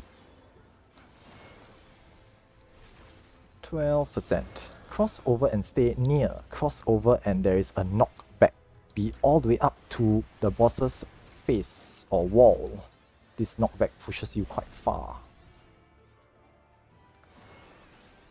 Okay, help to res some of the dead players for Chemist. Tank Busters. Tank Busters. Please mitigate. 7%. Okay, there'll be 1 more red white. Mitigate this red white. 5%. We'll be seeing Enrage soon. Okay, if you have limit break, just use the DPS limit break to see if you can kill it before then. 2%. Yeah, I forgot to mention the race. Okay, nice, we got it. Got it. Okay, nice. Okay, I did forget to mention this, but only chemists can res. Normal racers don't. Yeah, I forgot to mention this earlier. Okay, help to just res all the dead players if there are any. Okay, just chemists just help to res. Okay, the good news is that chemists use revive for free, but everyone has only 3 lives in this content. Okay, you will notice on your buff or debuff bar, there's a resurrection and a number next to it. That's how many lives you have. Okay, now up ahead there's a coffer, everyone should take this coffer. Okay, don't miss it. There's a treasure coffer here. Everyone should pick this up. This loot is personal. You can only you can grab it yourself. Okay, do remember grab it. Okay, rebuff everyone. Now, by right, this next set of hallways has left and right, and usually we will have to split into two groups. A, B, C on one side, 1, 2, 3 on the other side. Okay, then have that's why we need to have 2 thieves, 2 geomancers, 2 time mages, and 2 rangers, 1 for each side. However, since this is an introductory run, we are all going to go to the same side. Okay, we are all going to go left, and I will explain the mechanics along the way. Okay, by right, we're supposed to split, but because introductory run and we don't expect to go beyond the hallways, we will just all go left. Okay, this will also make it easier for me to ensure that we have all the rows required because everyone is here. Okay, so if we don't have the row, means we didn't even bring it in the first place. Okay, so just everyone go left. Now, don't run ahead. Do not run ahead. In this section of the fog tower, there are traps. Okay, now anytime you see this red line, anytime you see this red line, and there's a glowing portion, that means any point beyond this line, right, there are traps ahead. Do not run ahead. Okay, Letty over here is our designated thief, so Letty will help scan for traps. Okay, and if there are mobs, time mages help to slow guard the mobs because some of these mobs will use skills that go off very, very quickly if you don't slow them. Okay, tanks, this area is safe because we have scanned. Okay, main tanks just help come forward and scan, help pull the mobs. Time mages be ready to slow guard them. Okay, I'll pull the Manticore and the Scarab over. Okay, the Manticore does a left-right hammer. You need to cross over on the correct side, but best is we just kill it before it does it. Okay, nice. Okay, the Scarab does an evasion up that can be dispelled, but to be honest, we just kill it anyway lah. Doesn't matter. Okay, Letty will... Okay, now here, do not run ahead. On the right, there's a super trap. This trap cannot be exploded. If it explodes, we all... anyone within 30 yams just dies. So do not blow up this trap. Rangers, please control your birds. Okay, don't just yeet the falcons at the traps. These super traps, the ones with the double rings, will blow up in a very big radius. We cannot safely we will not randomly detonate them on a whim. They are quite dangerous. Okay, now these ones, the left side ones, this is a normal trap. Ranger, you can falcon blow up the normal one on the left side. Thank you. Okay, and then we just go through. We'll leave the super trap alone. Too risky to mess around with it. I know, right? I mean, I see. If you're seen the early proc groups, one guy just yeet and then the whole raid just died. So we don't want to make that mistake. Yeah, there's always that one. Yeah. Okay, slow guard these as well. You can bards can theoretically use the Romeo's ballad to petrify these mobs when they all cast their AoEs at the same time. But otherwise, just kill them. Okay, now this area with the electricity is we need a geomancer to float the thief to run in to disarm the electric floor. Okay, thanks Letty for doing it already. Okay, anytime you see the electric floor, just let a floating player go in to disarm the electricity on the floor. Okay, now this one, normal trap, ranger can blow up. Thank you. Okay, now we'll head forwards and to the right. Okay, for this side is to the right. If you're on the other side, is to the left. Okay, it's basically mirrored. Okay, there's actually a map I can post, but it's also in our Discord. Now this glowing ball flying down the hallway, if you step into it, you'll get silenced. Okay, which is not a big deal for melee or physical classes, but casters want to make sure you don't step in it. Yeah, and just slow these as well. Kill them all. Not too big deal. Okay, tanks just help to tank them. Can stun some of these if I'm not mistaken, but I think the Ekamoth cannot be interrupted, so just get out of the way. Oh, nice using Berserker. Okay, that's fine. Okay, now, there's a hallway to the left, but we'll skip this one first. Okay, this stairway here is for the thief later on. I will show you what you need to do afterwards. Okay, but otherwise, we'll just head straight. Again, normal trap. Falcon, go! Nice. Okay, then a thief will need to open the locked door. So Letty will do the honors. Thank you. To be honest, the super trap can be exploded, but you need to ask everyone to move away, and the tank inbounds and runs into it. But it's best we don't mess with it. Okay, now here, there's a left and right pathway. 50-50 chance to find the treasure. There'll be 2 rooms. One of the room has loot, one of the room has nothing. 50-50 chance. Okay, now this thing is doing a left hammer, right hammer. Be on the right side first and cross over afterwards. Okay, now I just did. Okay, so there's hidden passage over here. Right side. There's treasure. Nice, we win the 50-50. So if the loot is here, okay, everyone should grab the personal spores in this room. This gives you 3 sanguinites. So in total, you should have 4 at this point of time. Okay, there's a total of 6 sanguinites to be gotten from the hall. 5 plus 1. Okay, 5 from the hallways, 1 from the boss. So 6 in total. Okay, because we found the loot already, we don't need to mess with the other mobs over there. So we're going back. Okay, now I'm going to show you what the thief needs to do next. Letty's going to scan the traps. I think you can just go do the thief things first. Then I will scan the traps afterwards. Okay, so Letty, for those of you who want to see, right, just come over. Just come over. I'll just show you all. Okay, by right, here this path is only meant for the thief and the geomancer. So okay, once you cross this line, there are no traps, so it's safe. But all the way up to the top of the stairwell, you will see this. Okay, Letty, don't run off first. Let everyone see what's inside here. Okay, you will see this room with ominous runes. Okay, do not step in this room. Do not step in this room. Now here, what happens is that at the end of the room, there's a hidden door, and the thief needs to phantom sprint all the way to the end, scan the wall to reveal the door, and go through it. After a short amount of time, if you linger in the room kills you. Okay, so Letty, go ahead. Bye. Try not to die. Yeah. No lah, no. You just do it properly. Just run through properly. Yeah. Bye. Okay, he needs to use phantom sprint because he needs to run really fast. Once the room glows like this, you'll start to you will have spikes appear like this. Okay, if you're in the room when that happens, you just instantly die. Okay, now once Letty has gone through, he will fall down the platform, and there's a treasure coffer on the other end, but we cannot go through this way.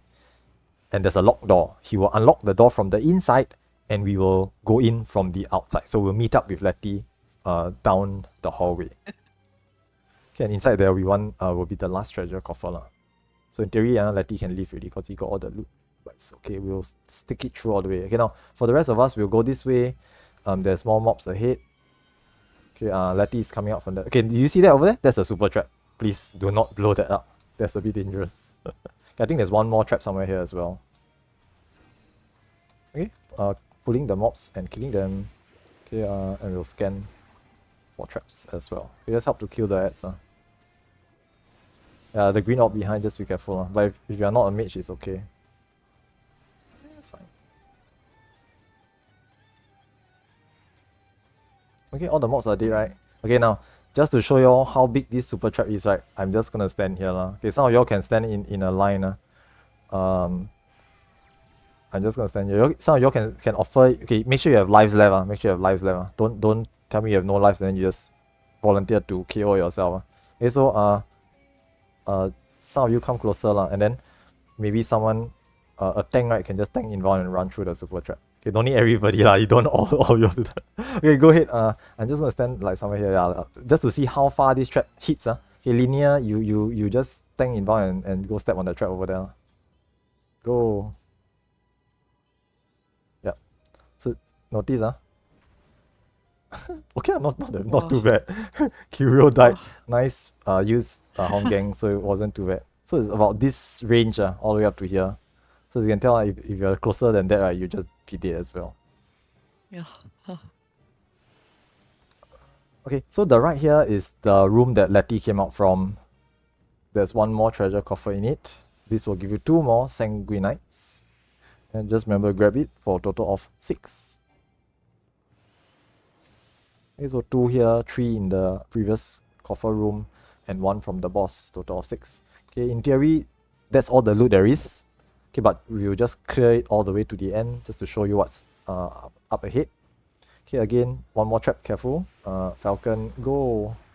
Okay, and we'll just pull the ads and burn them down. Okay, this blue floor is obviously the electric floor. Okay, a suspended player can just go and disarm it. But from previous tests, I found out that tanks can tank inbound and step in it as well. But they might have a bit of difficulty trying to turn off the switch because they're taking damage over time. So it might interrupt them. Okay, there's a super trap here. There's a super trap somewhere here. Careful. Okay, I guess not. Okay, I guess we're pulling this. There should be a super trap somewhere here, lah. But I don't know where is it. Did we pop it already? No? No super trap? Oh. Oh, 50-50. Okay, I see. That explains it. Sometimes there is, sometimes there isn't. Yeah. Ah, I get it now. Okay, but there'll be one trap up ahead. Right? Yeah, there's one trap. Normal trap here. Yep. So this one can... Okay, yes, that works too. Misugi doing science. Okay, so here at the end, right, you see this barrier control sigil. Now what we need to do is just anyone can click on it. It doesn't do anything. Okay, let's say someone just clicks on it. This lights up and this side is done. Okay, so if you look across the gates to the other side, there's another barrier control sigil that is for the other side to do. So by right, both the alliances, okay, letters party and numbers party will be doing their respective sides. Once they finish, both buttons are pressed, the gates will come down and we can drop down to the next segment of the fog tower. But here, because we all went to the left side, no one went to the right side, it's undone. So obviously we can't proceed further. Okay, and this concludes the hallways segment. Okay, once we drop down, the doors open. Okay, there'll be open door, then there'll be boss number 2. Okay, up ahead. Okay, but that's it for this part. Okay, we're gonna return. Okay, return. Please do not leave the instance. Okay, please do not leave the instance. You want to mess with the thief room. Okay, if you want to go and like get yourself killed, you can do so. Okay, for those of you who want to mess around with the thief room, you can go ahead and just go and try it. Okay, make sure you have a chemist around to res you. But to be honest, we'll have 30 minutes to level up again later. So if you want to just give it a try, we've tested it before. Tank inbounds and stuff right doesn't work on the thief room. You will just die. No matter what, you will just die. So yeah, you can go give it a try. No, it's not geo that's needed. The room basically just kills anyone in it after a certain amount of time. So you need to quickly run through the room to get to the exit on the other side. Hence, only a thief can do it. Okay, to be honest, right? Some people are saying that, if I was like ninjas with shukuchis, white mages with the ethereal, whatever, I can't remember what's the skill called, dancers with on avant, you can probably dash through the room and make it, but you will still need a perception to open the door on the other side. So either way, you will still need a thief. Okay, any of you want to step into it, you can just go ahead. You will see that you will die, and they will spawn at the entrance of this room. Of this stairway over here. They will spawn at the bottom here. So all their corpses will appear at the bottom. Okay, Alan's dead. Go water the... Yeah. Go water the... Yes. Yeah, it goes through all the tank inbounds and everything. So... So yeah, that room, you only can deal with a thief. I mean, you will need a thief regardless. You either need perception and or phantom sprint. Phantom sprint is just to help you get through it really quickly. Perception is just to open the door. You will need perception no matter what. So you may as well be a thief with phantom sprint. Yeah, there are ways to like go through the room. If once the door is open, if a dancer would like to on avant their way through it, they probably can make it as well. But it's pointless without a perception. Yeah, you can probably make it. Just that the door cannot be opened without a thief anyway. So may as well use phantom, or in this case occult sprint. Okay, so that's it. Okay, let's return. Okay, make sure you rest all the dead players. All the dead players, make sure you get reses. Don't just leave them there. If not, they release and they'll have to de-level. So we'll rest them. Okay, and then those who are not chemists, just return. Okay, any dead players, please let us know. Don't let us leave you behind. Okay, I'm returning to... Okay, return. Don't leave the instance. If you leave the instance, you might not be able to get back in. So please use return. Okay, SE is very kind. Anytime you try to exit the duty, either through return or leave instance, they will have a warning message asking, are you sure you want to do this? Because we have instances of like people leaving BA by leaving the instance in the past. So this is useful for making sure this doesn't happen. Okay, no worries. Okay, for those who need to head off, thank you so much for coming. There's no OC return, just use normal return. You use normal return, you'll get to the base camp again. There's no occult return, just normal return. But it's free. Return in the occult crescent is free. Yes, you have to abandon the duty. You will exit the duty and come out. Okay, for those who need to go off, thank you so much for coming.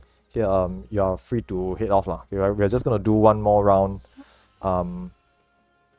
Yeah, this does mean we have slightly lesser people, but it's okay. I think that's fine. Yeah, I'm gonna have to go off. I can't. Suspicious. Mm-hmm. Suspicious, but Hey, okay. me.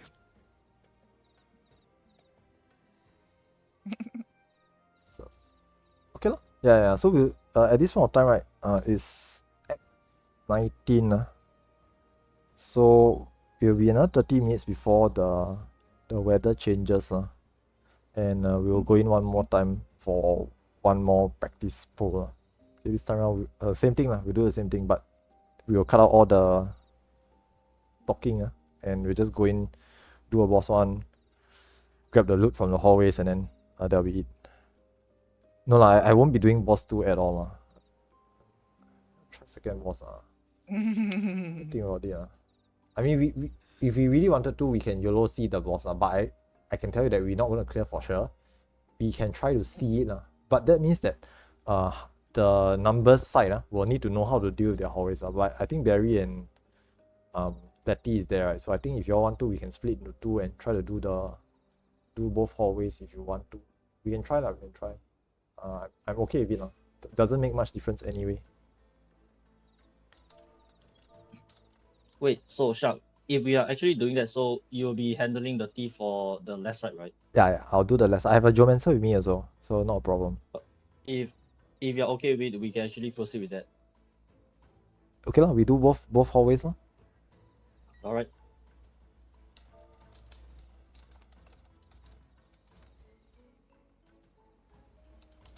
Okay lah, so just feel free to just loiter around, do whatever you want for another about 28 minutes. Yeah, for those who need to go off, thanks for coming. Feel free to just hop off. I don't know if there's still people trying to get in, but I don't think so lah. Most of them probably, yeah, they didn't wait around. But yeah, it's okay lah, no problem. We should be able to do it with like about 36 plus people. Should be okay lah. The boss will scale down if we have lesser people, so it's not too bad. It's just the towers we need to cover lah. But I think y'all did okay just now as well, so it's pretty good. I think it's your favorite fate. What's that? Your favorite fate? Fate. Yeah, I Your see. favorite. Your favorite. It's yours. No, it's yours. It's like, I don't know, what do you call it? He's become the wonton in the soup. I want on the soup. Hey, have you finished your Edma grinding already? Almost. What are you missing? 2 of the green and 1 of the azurite. That's it.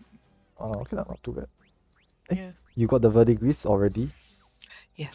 I got it in one sitting, one after the other. Loved it. Hex. Hacking as usual. I hear you were saying it was hard. You and Barry also the same.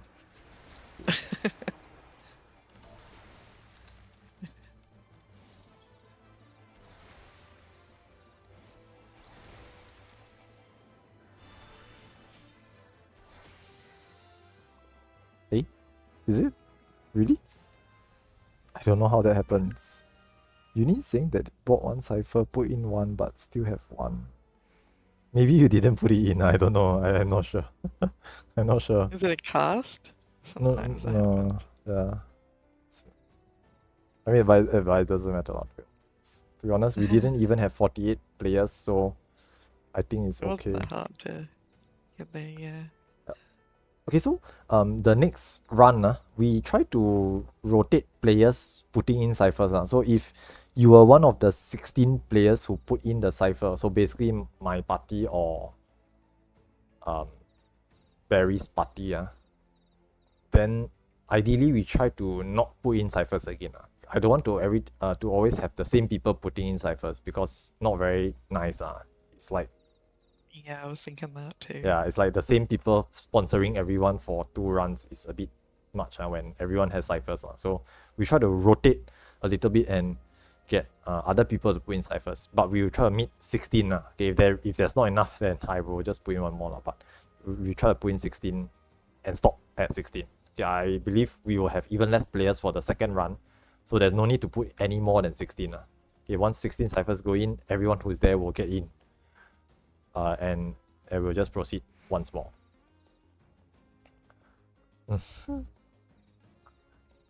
By the way, it doesn't help to put in multiple ciphers. Just to let you all know, in case some people have this misconception that you need 16 ciphers, it's actually 16 people putting in ciphers. You can put in 1 cipher, you can put in 10 cipher, it only counts as 1. Okay, like the meme, it only counts as 1. Yeah. So just put 1 is enough. You don't need to put more than 1.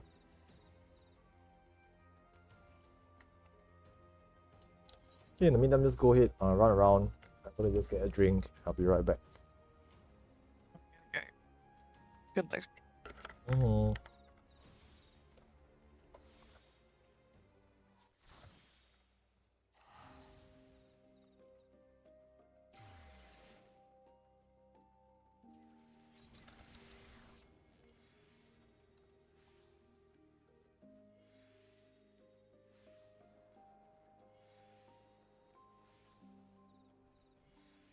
The instance still relatively filled, still 72. It's just that, I mean, to be honest, I don't think like if the people in the instance don't know what we're doing, they wouldn't just randomly join in. Early on when I first started doing the runs, right, I was shouting to the instance that we're doing Fog Tower runs, FFA. In other words, I didn't really care who would join us, whether they were pugs or not. Okay, but I found that it's not very effective, because if they are pugs, right, and they just join us for fun, quote unquote fun, right, more likely than not they will just blow us up, because they have nothing to lose. They come along, YOLO, see the content for free. They don't put in a cipher. They don't know the mechanics. They are blind, essentially, and then they just bomb us with the meteors. So not so great, not fantastic. I wanted to like open it up FFA, like anyone can join, but if they are not prepared, it doesn't help the rest of us. So nowadays I just like, okay, just whoever is coming can just come along. But I won't invite the instance to join us. Not until more people are familiar with the Fog Tower mechanics. Then maybe someday down the line, we can consider like doing FFA runs. Okay, when everyone who does Fog Tower already knows how to do Fog Tower, then we will just do FFA. Free for all runs. Yeah, yet it's still early it's still only like 2 weeks since it's released, so still pretty early later on, like maybe in a month or 2, right, I'm pretty sure that a lot of people will be competent with doing Fog Tower. Okay, by then, like, everyone's geared up, everyone's got max mastery, most people have gotten clears in Fog Tower, then we should be able to see like maybe like 16 or 24 people just form a 2 to 3 parties, put in ciphers, ask the instance to join, and they can still clear. Might be possible, assuming that we all have the same strats.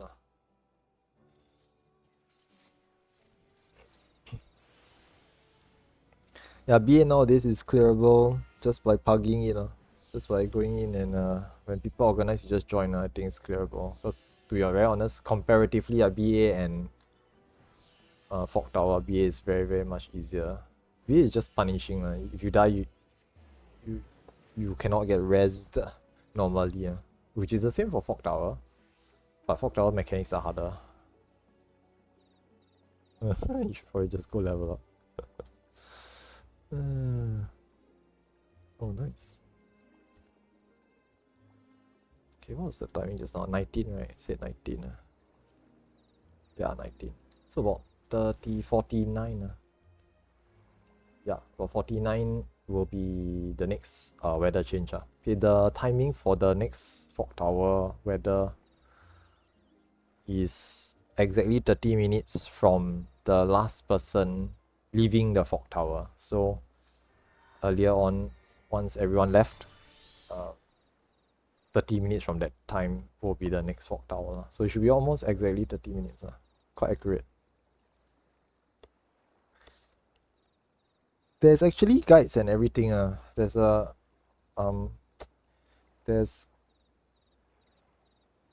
yeah, I mean there's definitely guides.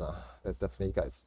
Like some people have put in more effort. As in, how do I say this? Like if you really want to plan a static six full parties, 48-man group, you can assign everyone to specific roles. Like one night for the 3 main tanks. So main tank knights times 3, 1 bard per party, 2 cannoneers per alliance, 2 cannoneers, 2 thieves, 2 geomancers, 2 rangers, 2 time mages per alliance, and no more. Obviously, the more duplicate classes of this you have, the lower your DPS, because some of these classes don't bring any DPS. Like, there's no point bringing 7 thieves, because you only need 2. So certain roles having too many is not great. Now, obviously, we want to have some contingency. So, like, maybe 3 thieves just in case 1 DC. You know, if you DC and it's a thief, then and you didn't do the hallways, then you're stuck. Then too bad. You can't.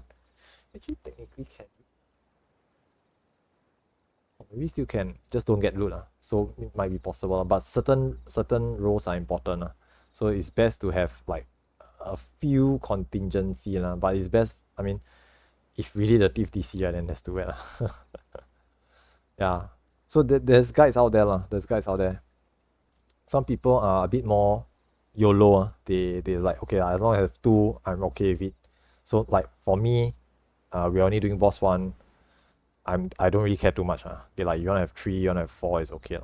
But not too many, of course. But if you're in a static or semi-static, then they might insist on bringing just enough. Maybe 1 or 2 contingency, but no more than that.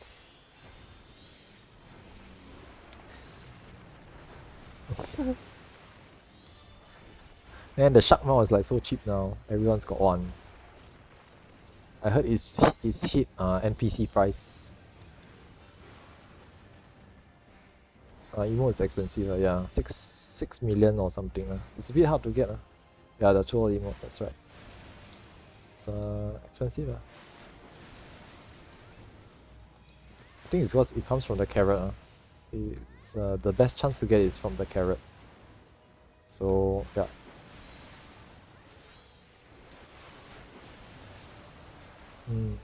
Yeah, I sold it about 5 million or something. So whoa there.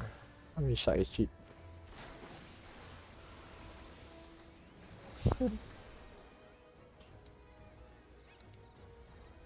Yeah, DPS classes, quite a few. There's quite a few different DPS roles that you can use. Like the very obvious ones are cannoneers and samurai, because all their skills just DPS, right? Like samurai use Zenny Nage, spend 10,000 gil to deal 1,500 potency damage. Always obviously good. Cannoneers also, every 30 seconds you fire 3 cannons for 210 potency each. So that's like 600 potency every 30 seconds for the cost of 3 GCDs. So also good. Okay, and phantom skills are better than normal skills because they are affected by your mastery level. So higher mastery, higher damage your phantom skills does. So obviously it increases as you level up more jobs. So it's better than normal skills. But yeah, some other jobs with useful skills. Rangers in theory have Phantom Aim, which is a critical increase, critical and direct hit if I'm not mistaken. They also have Unicorn, which is good for shielding that heavy hitting red white. Okay, by the way, the first red white in boss 1 will kill you if you're not a tank or shielded or mitigated. So if you have no tank, no healer, you're just a DPS by yourself and you don't have any phantom skills to help shield or meet that red white, you just die instantly, by the way. It hurts. So yeah.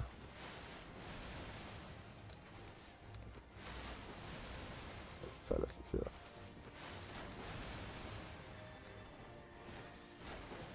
Oh yeah, by the way, the other thing to mention is that if you have limit break outside here, right, you can hold it for boss 1. So if you building gauge, fighting critical engagements and fates, save the LB for later. You can save it for boss 1 as well. Just to squeeze in like maybe 1% more damage. I mean, not a lot, but I've ever wiped to a 0.5% average. So a bit sad, but it's okay lah.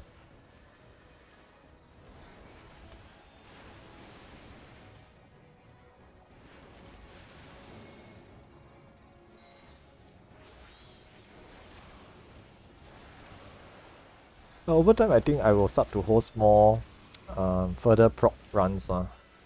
Once but because currently there's still a lot of people who haven't done the content yet. Okay, there's still quite a lot of interest in people wanting to see what Fog Tower is like. So I'm still holding or hosting introductory runs. But I think maybe soon I will start to host like boss 1 farm runs / boss 2 prog runs. Okay, like first look for boss 2. We just go in, see what boss 2 is like. No need to study too much. I'm just taking it slow for Hawk Tower. I don't intend to clear it anytime soon. It's okay. I'll just wait until everyone gets like more gear and higher mastery level, then they can just carry me through. Thanks guys. Thanks Auntie Berry. She gonna host runs, clear runs for me, thanks. We'll see how We'll see how. I don't know overcommit.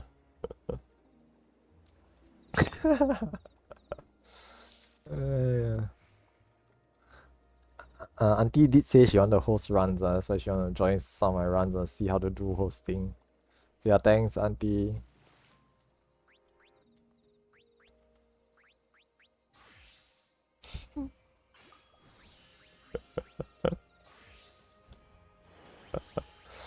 Yeah.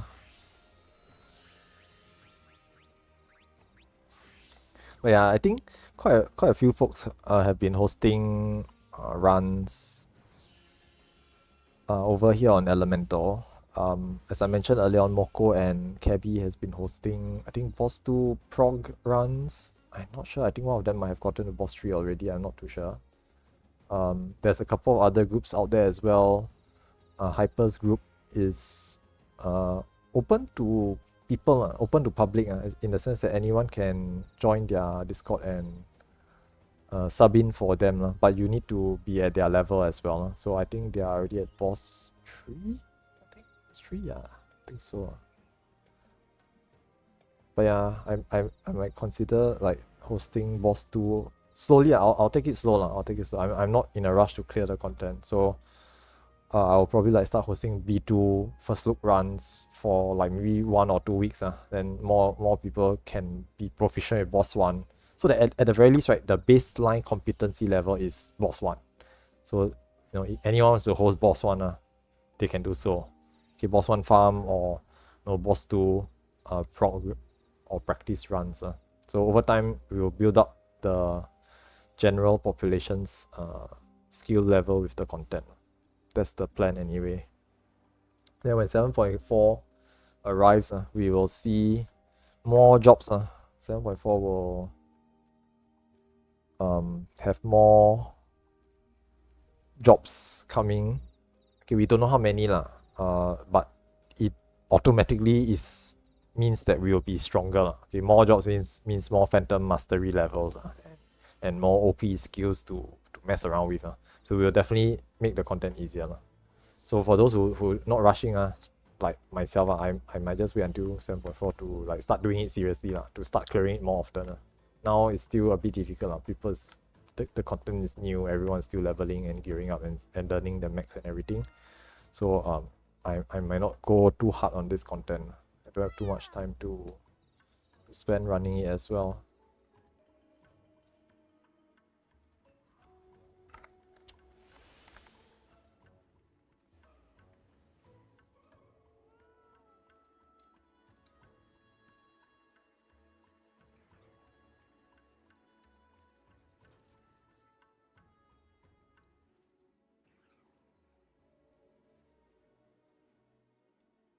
I also intend to run other content someday down the line. Like this expansion, we have quite a number of different types of content coming. So other than the field ops, which is Occult's Crescent, we also have deep dungeons and Criterion dungeons coming as well. So there's quite a lot of different things to do this expansion.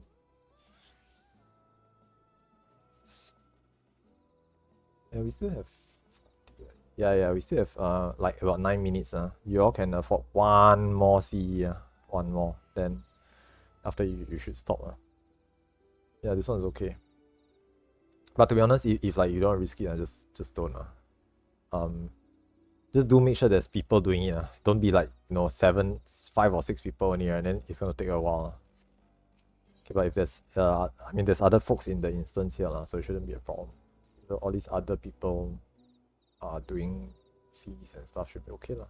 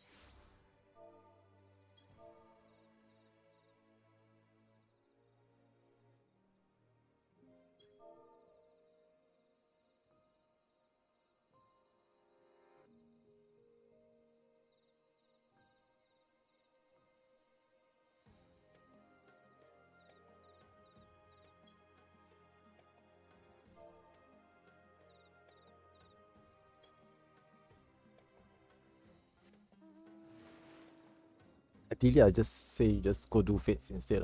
But this one is okay. See, this C is okay.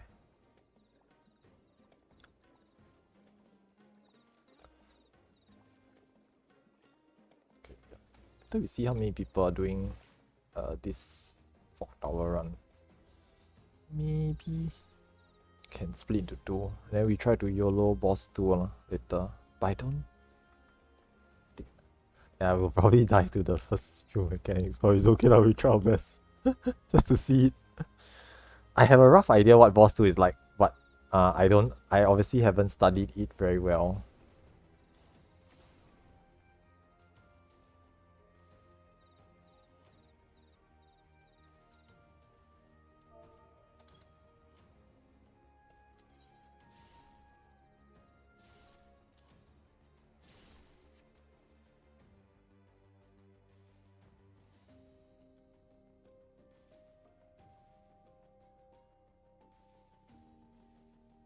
I think not too bad. This content has there's been a number of complaints with it already, but also it's one of those weird problems where the problem goes away after if you wait long enough, the problem goes away. That's the issue with this content. So currently, I think quite a few people have been complaining about like instancing being a problem. Like you always cannot get into the same instance and all that, right? But if you wait long enough, right, this problem goes away. Like the problem literally disappears once the content dies out, or is less active. So I'm not too worried about it. Obviously, it's not so nice to have this issue, but yeah, it will basically not be an issue in a month or two. I give it maybe about 2 months. I think it'll be not a problem anymore.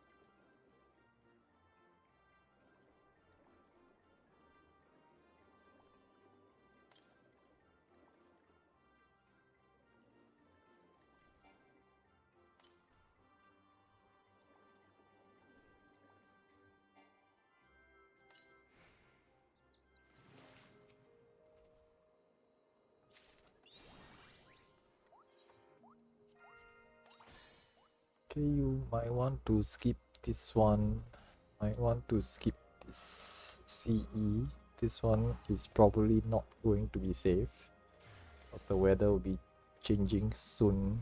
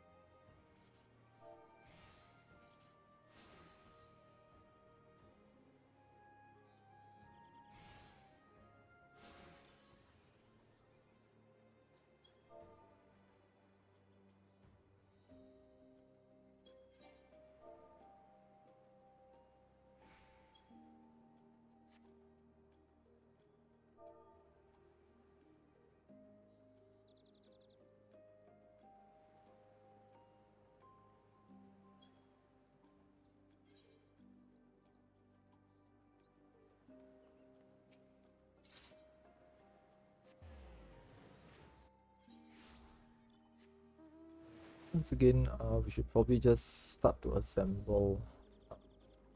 Weather should be changing shortly, so just try not to get engaged into any CEs. You can still do fates and stuff. You run around, find coffers, kill mobs, do fates, that's fine, because at any point of time you can disengage. Okay, but CEs are generally the one that will lock you in, so try not to do a CE. Okay, you can't even return from the CE because you're in combat. If you die, right, the only way to leave it is to D-level, so that's not an option either.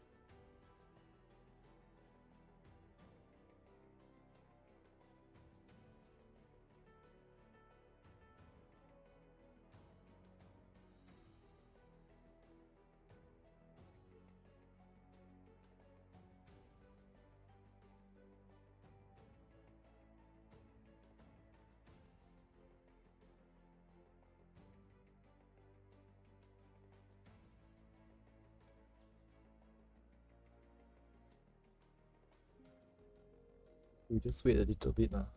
Generally speaking, it should be about 30 minutes since we last left. But it's from the moment the last person leaves the fog tower. Okay, there we go.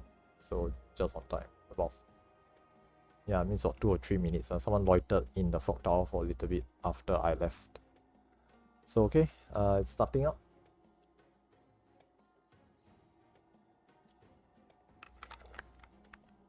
Okay, once again, just one is enough, please. And try to alternate. So if you put in a cipher earlier on, okay, got 11 already.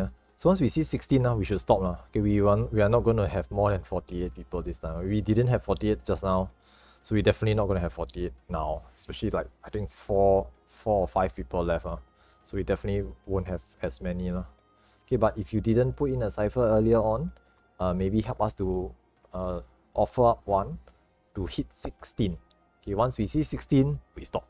Okay, we are now at currently, I think 14, 15. Okay, just one more will do. Then thank you very much for your offerings. Okay, thank you. 16, we should stop and not put in any more. Okay, anything more than this is just wasted. So don't put in anymore. 16, the gate is open. All of us here will get in. Okay, definitely not more than 40 people this time around. So we will just go in and we will try our best again. Okay, this time around there will be no. Okay, I obviously not going to explain everything over again. So we'll just go in. We will still do the head count and everything. Okay, just to keep track of. Okay, just to count how many players we have. as usual, try to make it a habit to yell out, whether you have thieves, geomancers, thieves, geomancers, rangers, or time mages on which alliance, okay, letters alliance or numbers alliance. Usually I'll just call out the party name, A, B, C, or 1, 2, 3 with your role. Okay, just to make sure that we have all the roles covered. Now this time around we will try our best to split into 2 hallways lah. Okay, I think you all sort of understand what to do. Plus, Auntie Berry and Letty will be on the numbers side lah, so they will help me to look after that side. Okay, and I will be on the letter side, and I'll help letter side to look after this side as well. Okay, but as you saw earlier on, it's not too difficult. Just don't blow up the super traps. Okay, the mainly just the super traps. Super traps will kill everyone. That's the only thing. Other than that, mobs or ads might accidentally kill 1 or 2 players here and there if they didn't move out of the AoEs. But other than that, it's like usually not a big issue. Okay, we'll try to do hallways on both sides so that we can open the gates and just YOLO boss 2 lah. Okay, we will die for sure. We won't clear boss 2, but we can go and take a look lah. Okay, just to see how the first few mechanics roll out.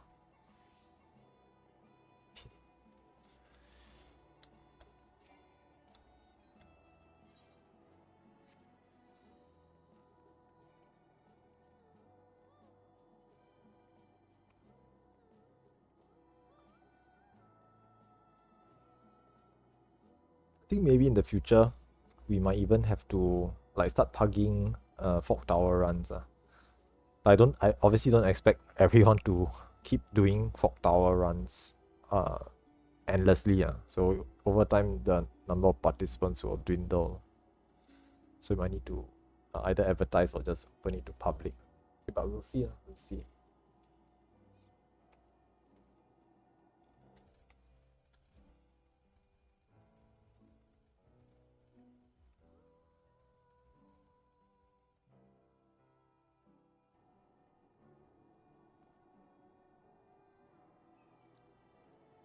That's right.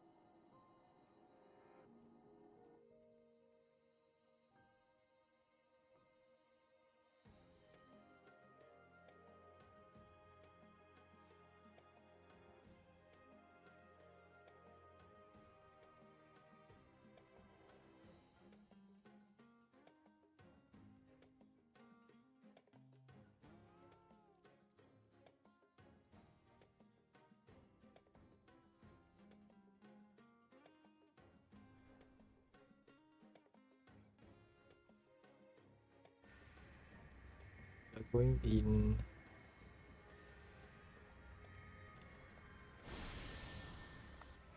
I think everyone got in. So yeah, lesser than 40.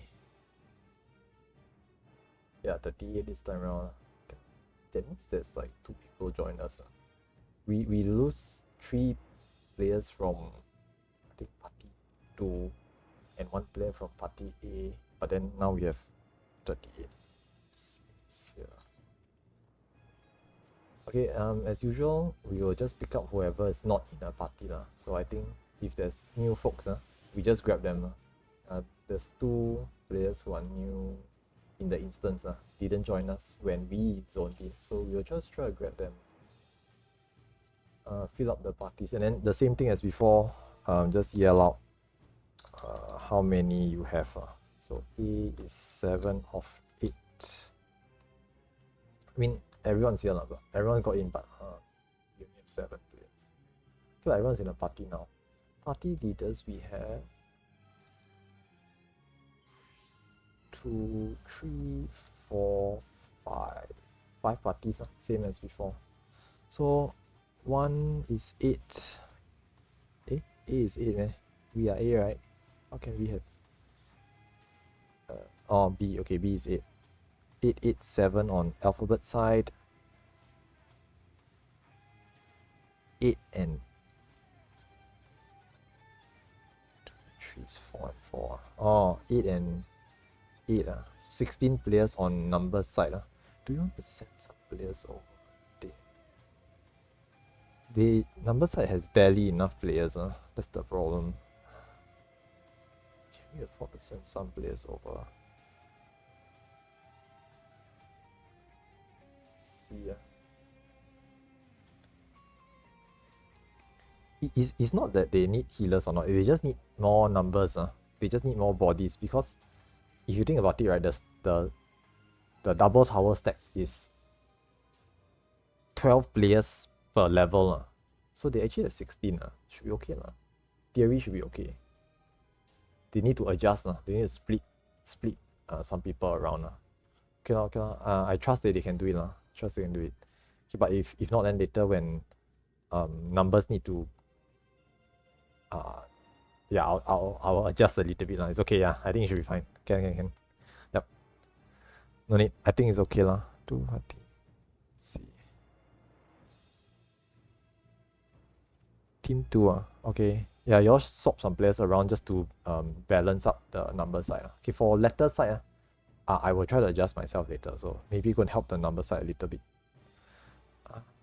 See, that's the thing with parties, right? Is that you want to try to maintain 8-man parties because, okay, just to explain a bit, it is obviously better to have 1 party of 8, right, than to have 2 party of 6, for example, because the 2 parties of 6, right, will have lesser mitigations and party buffs. So normally you will just try to merge them into 1 party, so that 1 party will be stronger overall. But it does make it difficult to assign who takes which tower. So either some people flex, or they just say, okay, like, these folks, 4 of you will take this tower, 4 of you will take that tower. But if it's 4 and 4 exactly, then they cannot afford to miss any towers. That is the issue. So hence why I say I will try to adjust later. Okay, later if there's like the double towers, I might just go to numbers and help out. Just adjust a little bit. Okay, but y'all don't all adjust. Please just do your standard roles. Okay. Can, no problem. If they need to go, it's okay. We will just we will send people over. Okay, so my party, somebody go to party 3.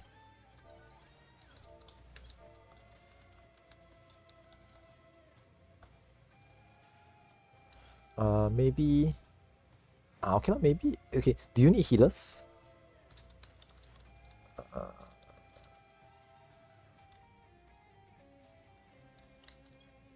My party was 7 out of 8 anyway, so to be honest, I can afford to send one. We can afford to send one. Okay, just okay, it's okay. I send just over.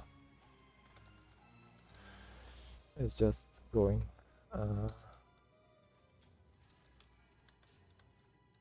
Yeah, he just said something in chat, so just grab just. Thank you. Yeah, then you have 8 You have 8. Okay, other than that, as usual, try to ensure that you have all our thieves and geomancers and rangers. To be honest, and time mages as well. To be honest, you don't really need geomancers and rangers. Like traps can be popped with tank inbound. Electric floor can also be tank inbound through, but it's better to have. Obviously, it's better to have. Yeah.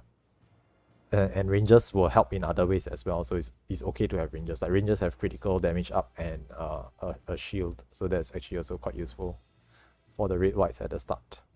Do we have time mage? Yeah, we need to check both sides for time mages. Where's our time mages? No time mage on ABC also. We need to verify that we have some. Check.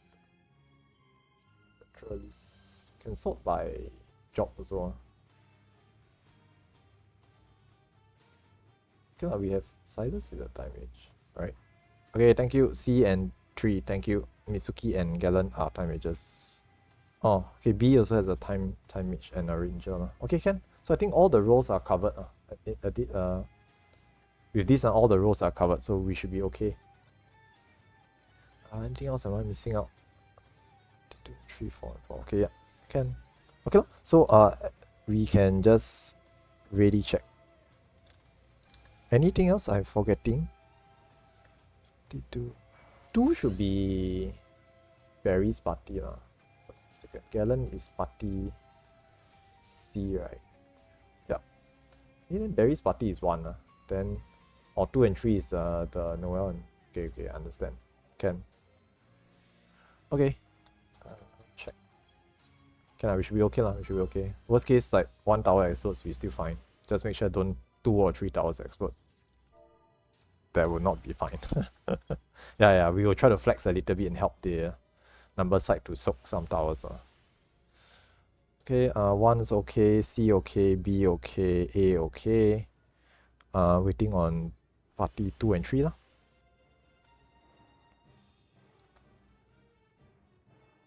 This is obviously easier to do as a full 48 man, because you have more bodies to adjust, but it's also doable with 24 lah. Alright, 2 and 3 are all good. Okay lah, so let's give it our best shot. Move and go to the knowledge stone lah. Yeah, once again, knowledge stone users. Okay, to be very honest, just to let you all know, right, the bard shouldn't be using the Romeo's ballad, because it's an extra buff that doesn't do anything. Okay, but over buffing is actually a thing in this raid. So usually, if it's unnecessary, you can just not buff. But knights and monks should still use their buffs. Okay, other than that, use food if you need to. For food, waymark should already be there. But if anyone hasn't placed waymarks, please spend some time to place them.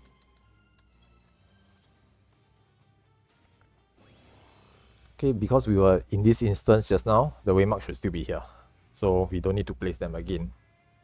Hence, they are already there. Okay, just help to place waymarks. Okay, if your party has a chemist, to be very fair, I think what some people like to do, right, is to get chemists to mark other chemists, so that you can help res them. Okay, but that is a personal choice that the chemist can choose to use. To be honest, I will just res everyone. There's no reason to purposely only res chemists, because res is free. Just keep using it. 5 seconds, just cast again. Okay, so I don't think it's a very big issue. Okay, other than that, ready check once more. Okay, ready check.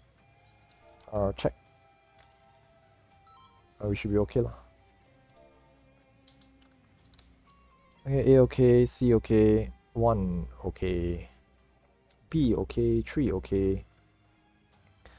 Waiting for 2. Okay lah, 2 and 3 ready. Okay, so we'll be starting at ET. Okay, no need so long this time. 1325 lah. Okay, so 30 seconds. 1325. Okay, same thing as before. You have LB2 is 1323. LB1 is 1324. Okay, range or caster limit break only. Just use it because it will drain away if you don't use it. Okay, main tanks, make sure you have your stances on. Use food if you haven't done so already. Okay, and let's just focus up and give it our best shot. Okay, now LB2 if you have it. LB1. Okay, and go ahead, main tanks establish. Now first is a red white. This hits quite hard. Please mitigate because this will hurt. Okay, it's been known to outright kill players with no healers or tank mitigations at all. Okay, crossover and stay near. Crossover and stay near. This is a knockback. Okay, come closer to the boss. Closer. Yep. Okay, you stay at the boss's hitbox, you'll be punted off the edge. One more time. Crossover and stay near. Crossover and stay near. Okay, you can use Armstand and Shurcast, but I wouldn't waste it for the first few. Tank Busters. Okay, some of you will fall off the back, but it's okay lah. Okay, Tank Busters, please remember to mitigate as well. These Tank Busters hurt.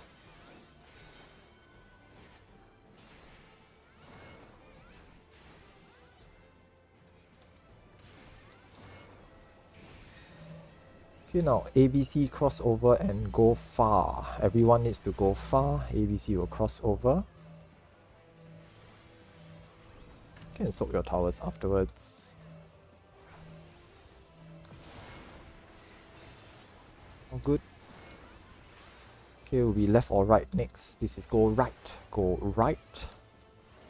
After the boss turns, you need to go behind the boss. So the 1, 2, 3 party go behind the boss. 1, 2, 3 party goes behind the boss. Go right once more. Waymark 1. Go right behind the boss.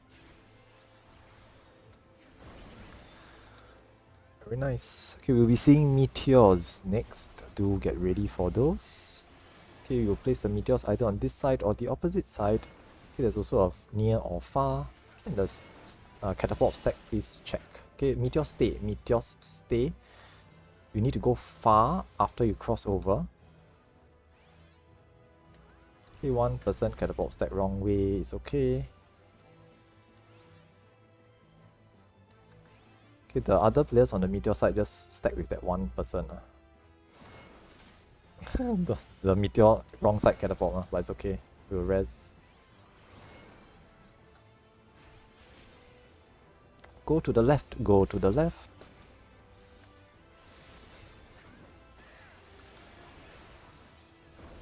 Go behind the boss, go behind the boss. Go to the right, behind the boss, waymark 1. Okay, now resers try not to res players inside the boss. They will just die. Thank you. Now, ads will be coming up next, so ABC party get ready to cross over. Time may just dispel the big ad afterwards. Okay, ABC party cross over. ABC party cross over. Time may dispel the big ad.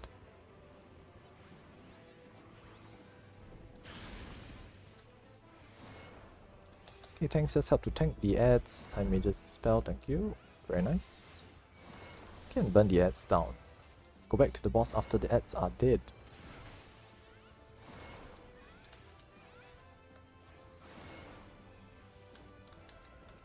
Okay, back to the boss once ads are downed. Nice. Okay, we'll be seeing the double stacked towers next. Now I will call out the safe side or the safe part of the arena, but this is resolved at the end. Okay, the gargoyle statues will appear first, and I can tell you where the safe spot will be, but that's resolved at the end. Okay, gargoyle statues coming up. Okay, the safe side will be the front right. Now, players crossing over will go up. So 1, 2, 3 goes up. 1, 2, 3 goes up. Stay far away from the boss first. Okay, and 1, 2, 3 parties will go up to soak their towers afterwards. Okay, 1, 2, 3 parties go up. ABC stays down. Okay, looks good. Okay, front right, front right. Nice.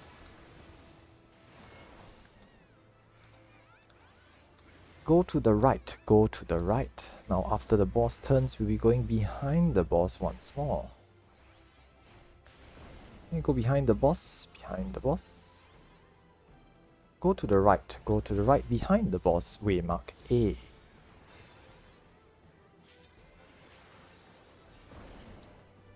Okay, we'll be seeing meteors once more, so try to resolve meteors.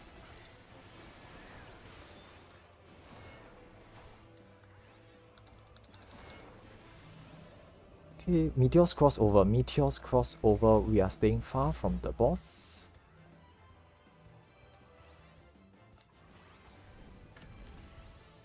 Can just help to stack, make sure you go over the boss for those on the meteor side. Okay, nice. Okay, 1 meteor should be enough. Okay, all good. Getting tank. Okay, cross over and stay near. Cross over and stay near. Okay, people getting reses, don't res into the knockback. You will fly off the platform. Stay near the front.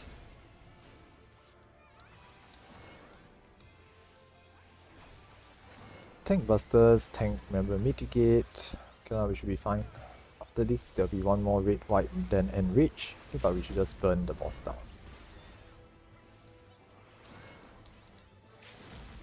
Okay, if you have limit red, now's the time to use it. Red white, please mitigate this. This will hurt.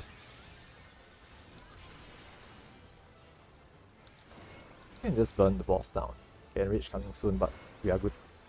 Very nice. Okay, have to rest all the dead players first. Okay, now this time around, because we're gonna split into two hallways, okay, we're gonna actually do it properly so we can see boss 3. A, B, C party will go left. 1, 2, 3 party will go right. Okay, Auntie, Barry, and Letty will help me guide numbers group across the hallways. Okay, make sure you don't go the wrong way, and remember to grab your spoils up here. Okay, don't miss these spoils, you cannot come back to get it if you take the teleporter. Yeah, thanks, Letty. Okay, for the rest of us, there's always a trap up ahead. Do not run ahead. Let the perceptors go first. Okay, and we'll try to deal with the ads as always.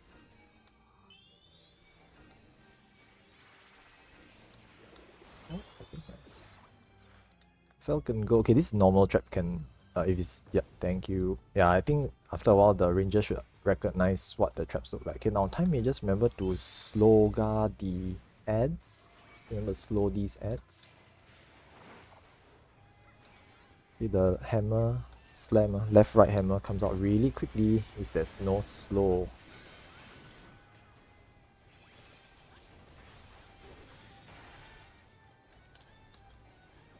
Okay, get ready to cross over if necessary. Nice. Okay, now there's gonna be a super trap somewhere here. Please be very, very careful.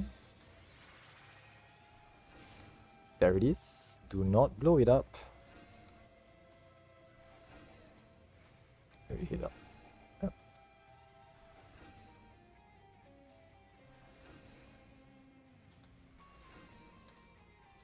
Any more ads here? Let's just deal with these. Thanks, Gallant.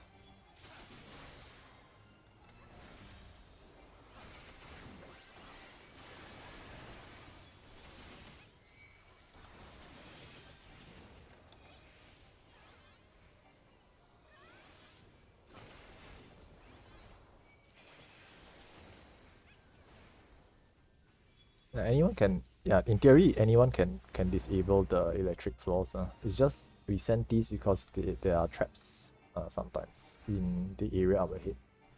So we try to send the scanner up ahead instead. Okay, there'll be one trap up here. Just slow down. There's one trap here. Yep, there it is. I've seen someone just walk into it before, so yeah, just be careful. Okay, we'll, for our alliance, we're going right because our treasure is up on the right. Okay, as usual, just try to burn the ads down first.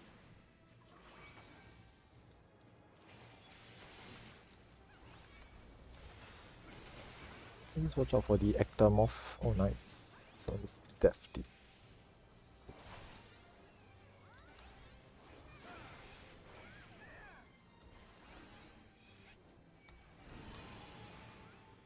Okay, that's the thief room, but we'll go up ahead first.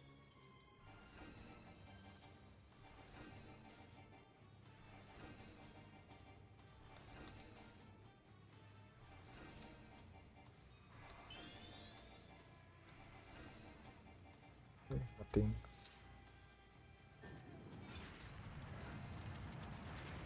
Nope, not. Oh, yeah, it's further. So 50-50 left or right. Let's try right once more. Okay, this area has no traps because we crossed the line, the red line. So it just adds and 50-50 room.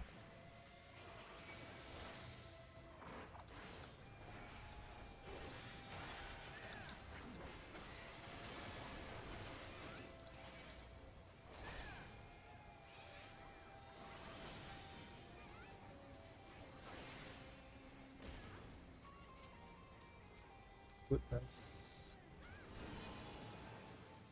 This room? No, so this is not this room. So we have to kill the other ads.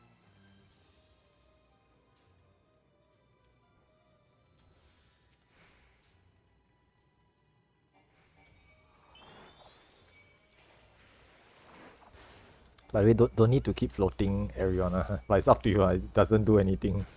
The float doesn't save you from traps, so you still die from stepping on traps, which is unfortunate.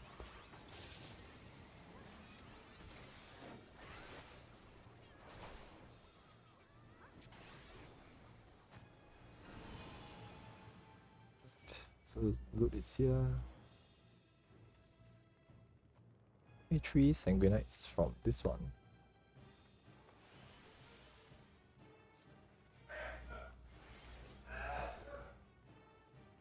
Gallant, do you want to do the thief room?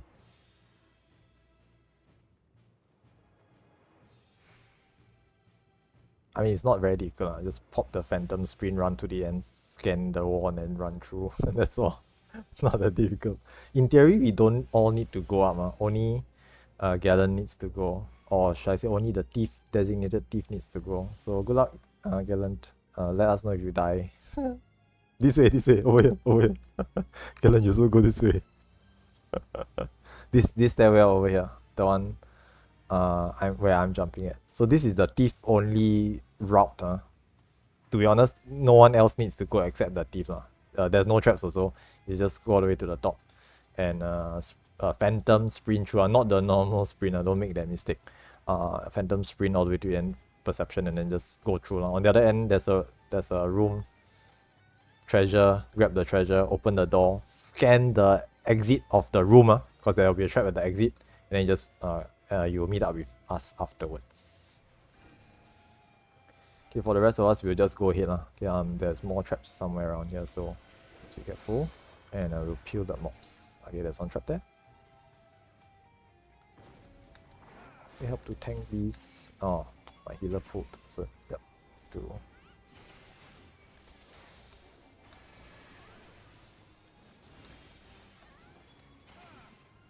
All good, all good. Yeah, just be careful of dying too many times. Because then you need to have lives to grab the loot later. So don't die all your lives.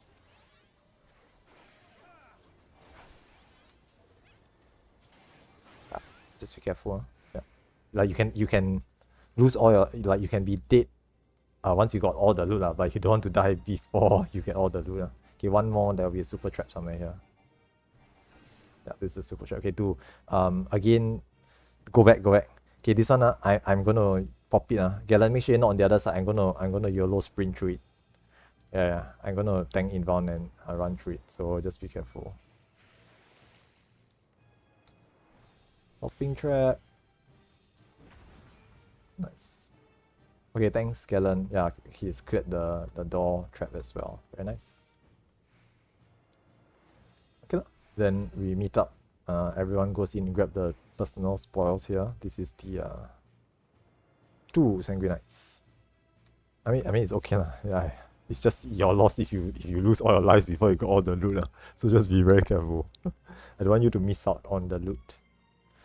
Okay, now that you've gotten all the loot, right, it's technically okay to like die because we're going to boss 2 and we're gonna die at boss 2 anyway lah. So it's not a big deal. Okay, one more trap here. Careful. This one is normal trap. Okay, then we just pull the ads. I'll pull some.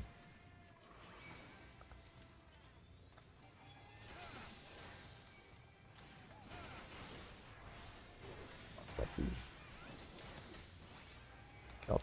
Cannot tank everything. Okay, left hammer coming out. Careful. Left hammer coming out. Okay, you'll do a right hammer afterwards. Remember, crossover. Okay, right hammer. Usually we just kill it before anything bad happens, but too many mobs, we need to diversify. Plus we are not. Okay, the previous session we had everybody on this side, so the mobs melted as expected. Okay, there's traps ahead, careful. There's another trap ahead, careful. There will be another trap up ahead. Okay, no, what Nai said was that the super trap was popped already, so there's no super trap here, but there's a normal trap somewhere here. So here's a normal trap. Pull the ads, kill these. Still got one more trap somewhere, careful. Okay, there it is. Cleave. Remember crossover afterwards. Crossover. Don't die. Oh, good. Oh, okay. Yeah, it's fine. Don't worry. Like, once we got all the loot, right, dying is theoretically fine. Doesn't really matter. We're just gonna YOLO do boss 3, sorry, boss 2 just for fun. We'll all die, but just to see the boss fight itself. Alright. Oh, okay. Yeah, there might be a trap below. Careful, careful. Slow down. Let the scanners go first. Sometimes there's a trap. Yeah, there is a trap. Careful. Yep, there it is. Okay, yeah. Okay, that's the only trap there. Okay, boss 2. Good luck. I don't know callouts for this so we'll just go in and try. No, we're not doing the shark tech We're not doing that strategy for today. Not for introductory runs. If you want, you can do it on farm runs. For now, this time around, we will save our lives for just taking a look at the boss fight. I don't know if there's way much for these. I guess we can place some. If any of you know the waymarks, you all can help me to place. But honestly speaking, I've not actually memorized the patterns for this boss fight. I have a rough idea of what needs to be done, but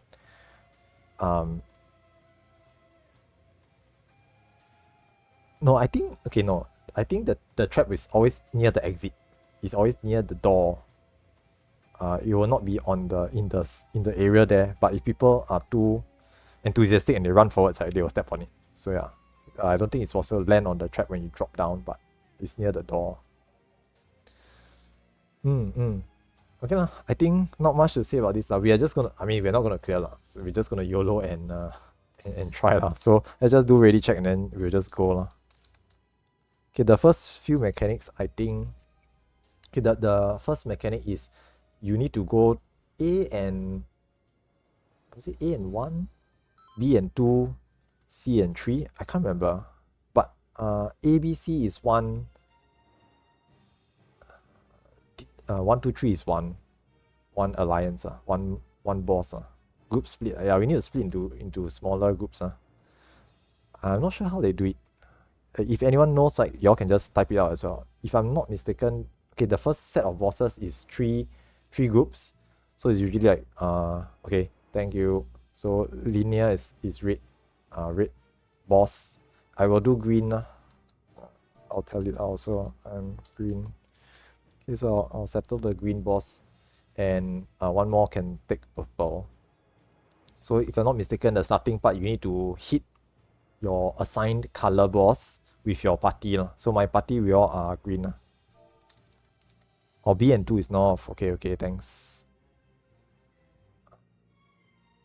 Then A and 1 will be southeast? Southwest. Okay, yes. Yeah, southwest. Bottom left. And then 3 and C will be the southeast. Okay, yeah. Make sure you cleave away from away from everyone else. We want to see how far we can get just to see the mechanics. The first mechanic is basically you have fire or ice, red or blue debuff. You need to get hit that number of times by the opposite color. So try your best to resolve that first mechanic. Okay, I'll just let you know that's what the mechanic is. Need to memorize it a little bit. The easy way to deal with it is I think you get hit by the first one you need by pre-positioning. You remember whether you need to get hit by the second or third, and then the shot caller can call out the safe spot for the fourth one. Okay, I think the maximum is 3 times only. So the fourth hit, no one usually needs to get hit by it. Okay, but yeah. It's okay lah. We'll just YOLO, just try lah. Don't need to worry so much. If you don't know anything, you're not really sure what I'm talking about, doesn't matter. Yeah, it doesn't matter. Okay, can. Okay lah. We just do ready checks and then we just go lah. This is not meant to be a boss 2 run anyway lah. So just give it a try, wipe, and then we'll just wrap up for today. Okay, okay. B okay. 1 okay. 2 and 3 okay. Waiting on C. Okay, C okay. Okay lah. So let's start at ET 2100 lah. Okay, about 30 seconds.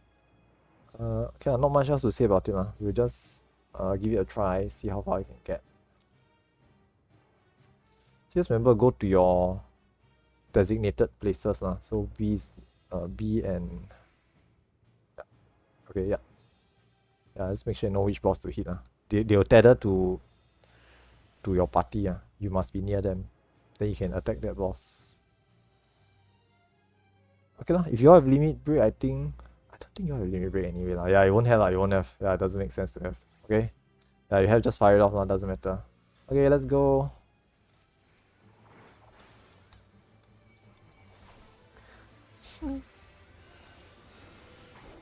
Okay, yeah, just go to your boss. Must get hit by that boss's AoE. Then you're tethered to you. Alright. Okay, if you're tethered to some other boss, please go, please go. Don't step in the bed. Oh wow, spicy. The first mechanic is the slimes.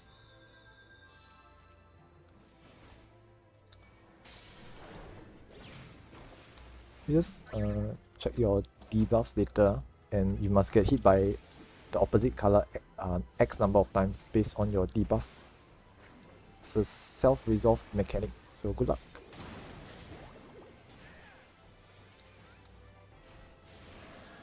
Okay, you can pre-position by going to the color unit first.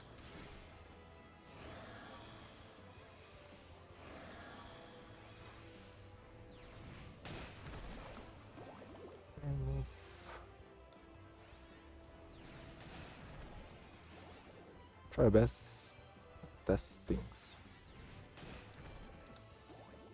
If at the end of it you still have colors, you just did.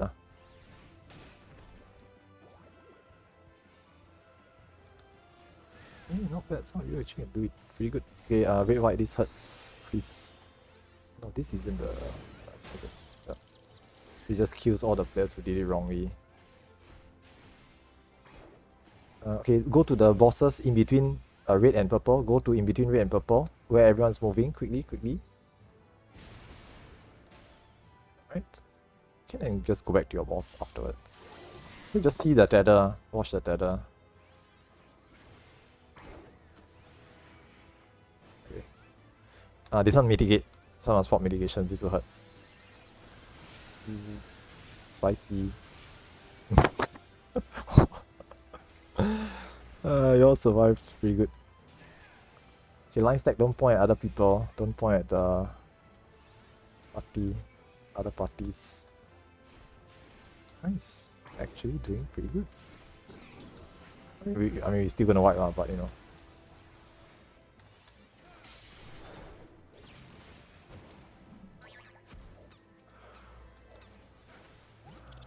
Okay, this one must, each party will stack in one of the line stacks. So like, for example, A is the first one, then B is the second one, C is the third one. Wall charge, tanks must be in front. You take 2, you die. You cannot stack in all 3. If you are tethered, go to the opposite side or center. You can stay stacked at the edge. Yeah, no. If you actually crack the snowball though, not bad. Just everyone's dying, we're not gonna meet the DPS check. Yeah, it's fine, no worries. So this one is a DPS check, must clear the snowballs, but we're not gonna make it. Explodes, we all die. Is there any res chemist? If there is, sometimes you can do a res recovery, but I think no need lah. Like even if res recover, we just res everyone and then just leave. Yeah. Any chemist got res? If not, then we can just release. I mean, to be honest, doesn't matter. Yeah, it's okay, doesn't matter. This one not prepared. It doesn't, like, you're not gonna learn too much anyway, so it's okay. All good. Yeah. So we just see the boss fight and just understand a little bit of it. Then hopefully in future, if you do ever decide to join a boss 2 progress run, right, or practice run, you have at least seen it before. You have a rough idea of what to expect. Okay, but obviously it's better to go and study. Snowball V2. Yeah, so it's easy to get there because the first mechanic is self resolve lah. The slimes mechanic is you resolve it yourself. So it's as long as you can do it, you will survive that mechanic. But the snowball really needs everyone to work together lah, because there's a DPS check there. But it's okay, no worries. This was not meant to be a boss 2 practice run anyway. So yep, that was just bonus lah. Okay, so I think that's it lah for today's session. I'm gonna take a short break from hosting runs because of family stuff lah. I need to deal with the this week and the weekend. So I'm gonna take a short break from hosting runs, but I'll be back hosting more in the future lah. Okay, maybe I will still do introductory runs, but maybe you can consider starting some boss 2 prog or practice runs as well lah. Seems like quite a lot of people can do boss 1 already, so we should be moving forwards in the hosting as well. Okay, if there's any of you who want to host runs, feel free to do so as well lah. Okay, I do hope that some folks out there will like take some initiative to start hosting some runs. Okay, I think some of the previous hosts, Moko and Cabby, they came from my intro runs, and then they decided they wanted to start hosting as well. So it's good, nice to see other folks take initiative to host runs. You know, they can do boss 1 practice, boss 2 practice runs as well. Then over time they'll start to go further and further as more and more people get competent with boss 1 and boss 2. So yeah, we'll but it's up to you obviously. I'm not insisting anyone do it, but if you choose to do so, feel free to host some runs. And if you're interested, or if you need help, cannot say if you're interested, if you need help, feel free to ask not just myself, any of the hosts in our Discord. Okay, there's quite a few of them. You can ask them for help on how to organize things as well. Okay, I might not be around all the time. As I said, I have some family stuff to deal with in the upcoming week, so I may not be around as much. Okay, but feel free to just ask for assistance or advice. Okay, and I do look forward to seeing you all in more Fog Tower runs in the future as well. Okay, other than that, thanks so much for coming, guys. I don't hold you back anymore. So do enjoy the rest of your night or evening. Okay, and I'll see you all in future runs in Occult Crescent and beyond. Thanks, guys. Bye-bye.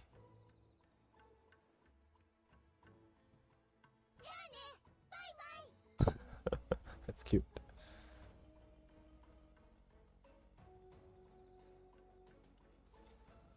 Alright, so that's it for today's run. Pretty good, pretty good. 2 runs. We cleared boss 1 for both runs. So we got 6 plus 6, 12 Sanguine Knights. Pretty decent haul, even though it's supposed to be introductory runs. I'm gonna be taking a short break from hosting things okay, as I mentioned at the end of my run there. I have some family matters to deal with so I'm gonna be occupied for the upcoming week. So I'm gonna not be playing as much, cannot be online as much. But I'll be back. I'll be back after things have settled down, and we will look to hosting more runs in the future as well. Okay, once more folks start to be able to do boss 1, we can look to just FFA, pug, or wing it with boss 1 practice runs into boss 2. And hopefully we will have. I'll go and study up on the boss 2 mechanics and try to learn the callouts as well, so that I can start to host boss 2 runs onwards. Okay, I'm gonna take it slow. I'm not in any rush to clear the content.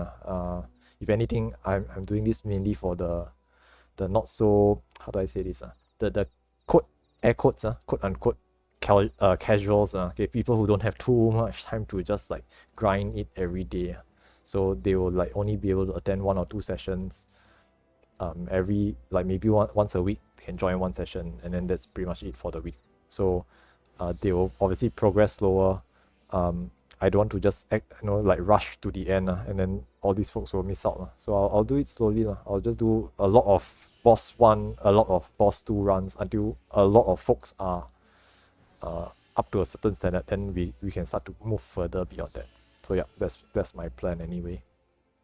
Okay, I think other than that, it's already 10:40 on the clock, my time. Okay, I mean the GMT +8. time zone. So I've been talking for almost 2 hours now. So I'm going to just chill out and take a break. Hope you guys enjoy it. Do look forward for more runs in the future. Okay, if you like my content, just give me a thumbs up and subscribe to my channel, okay, to be notified of when I'm streaming. I don't really have a fixed schedule at this current point of time because the current content is basically Workouts Crescent. So the runs will come whenever I can squeeze in a run or two. But eventually I'll go back to hosting more consistently things like Chaotic Alliance raids, as well as Criterion Dungeons. So for those, obviously we'll have a static proc and we'll prog it every week. So do look forward to those as well.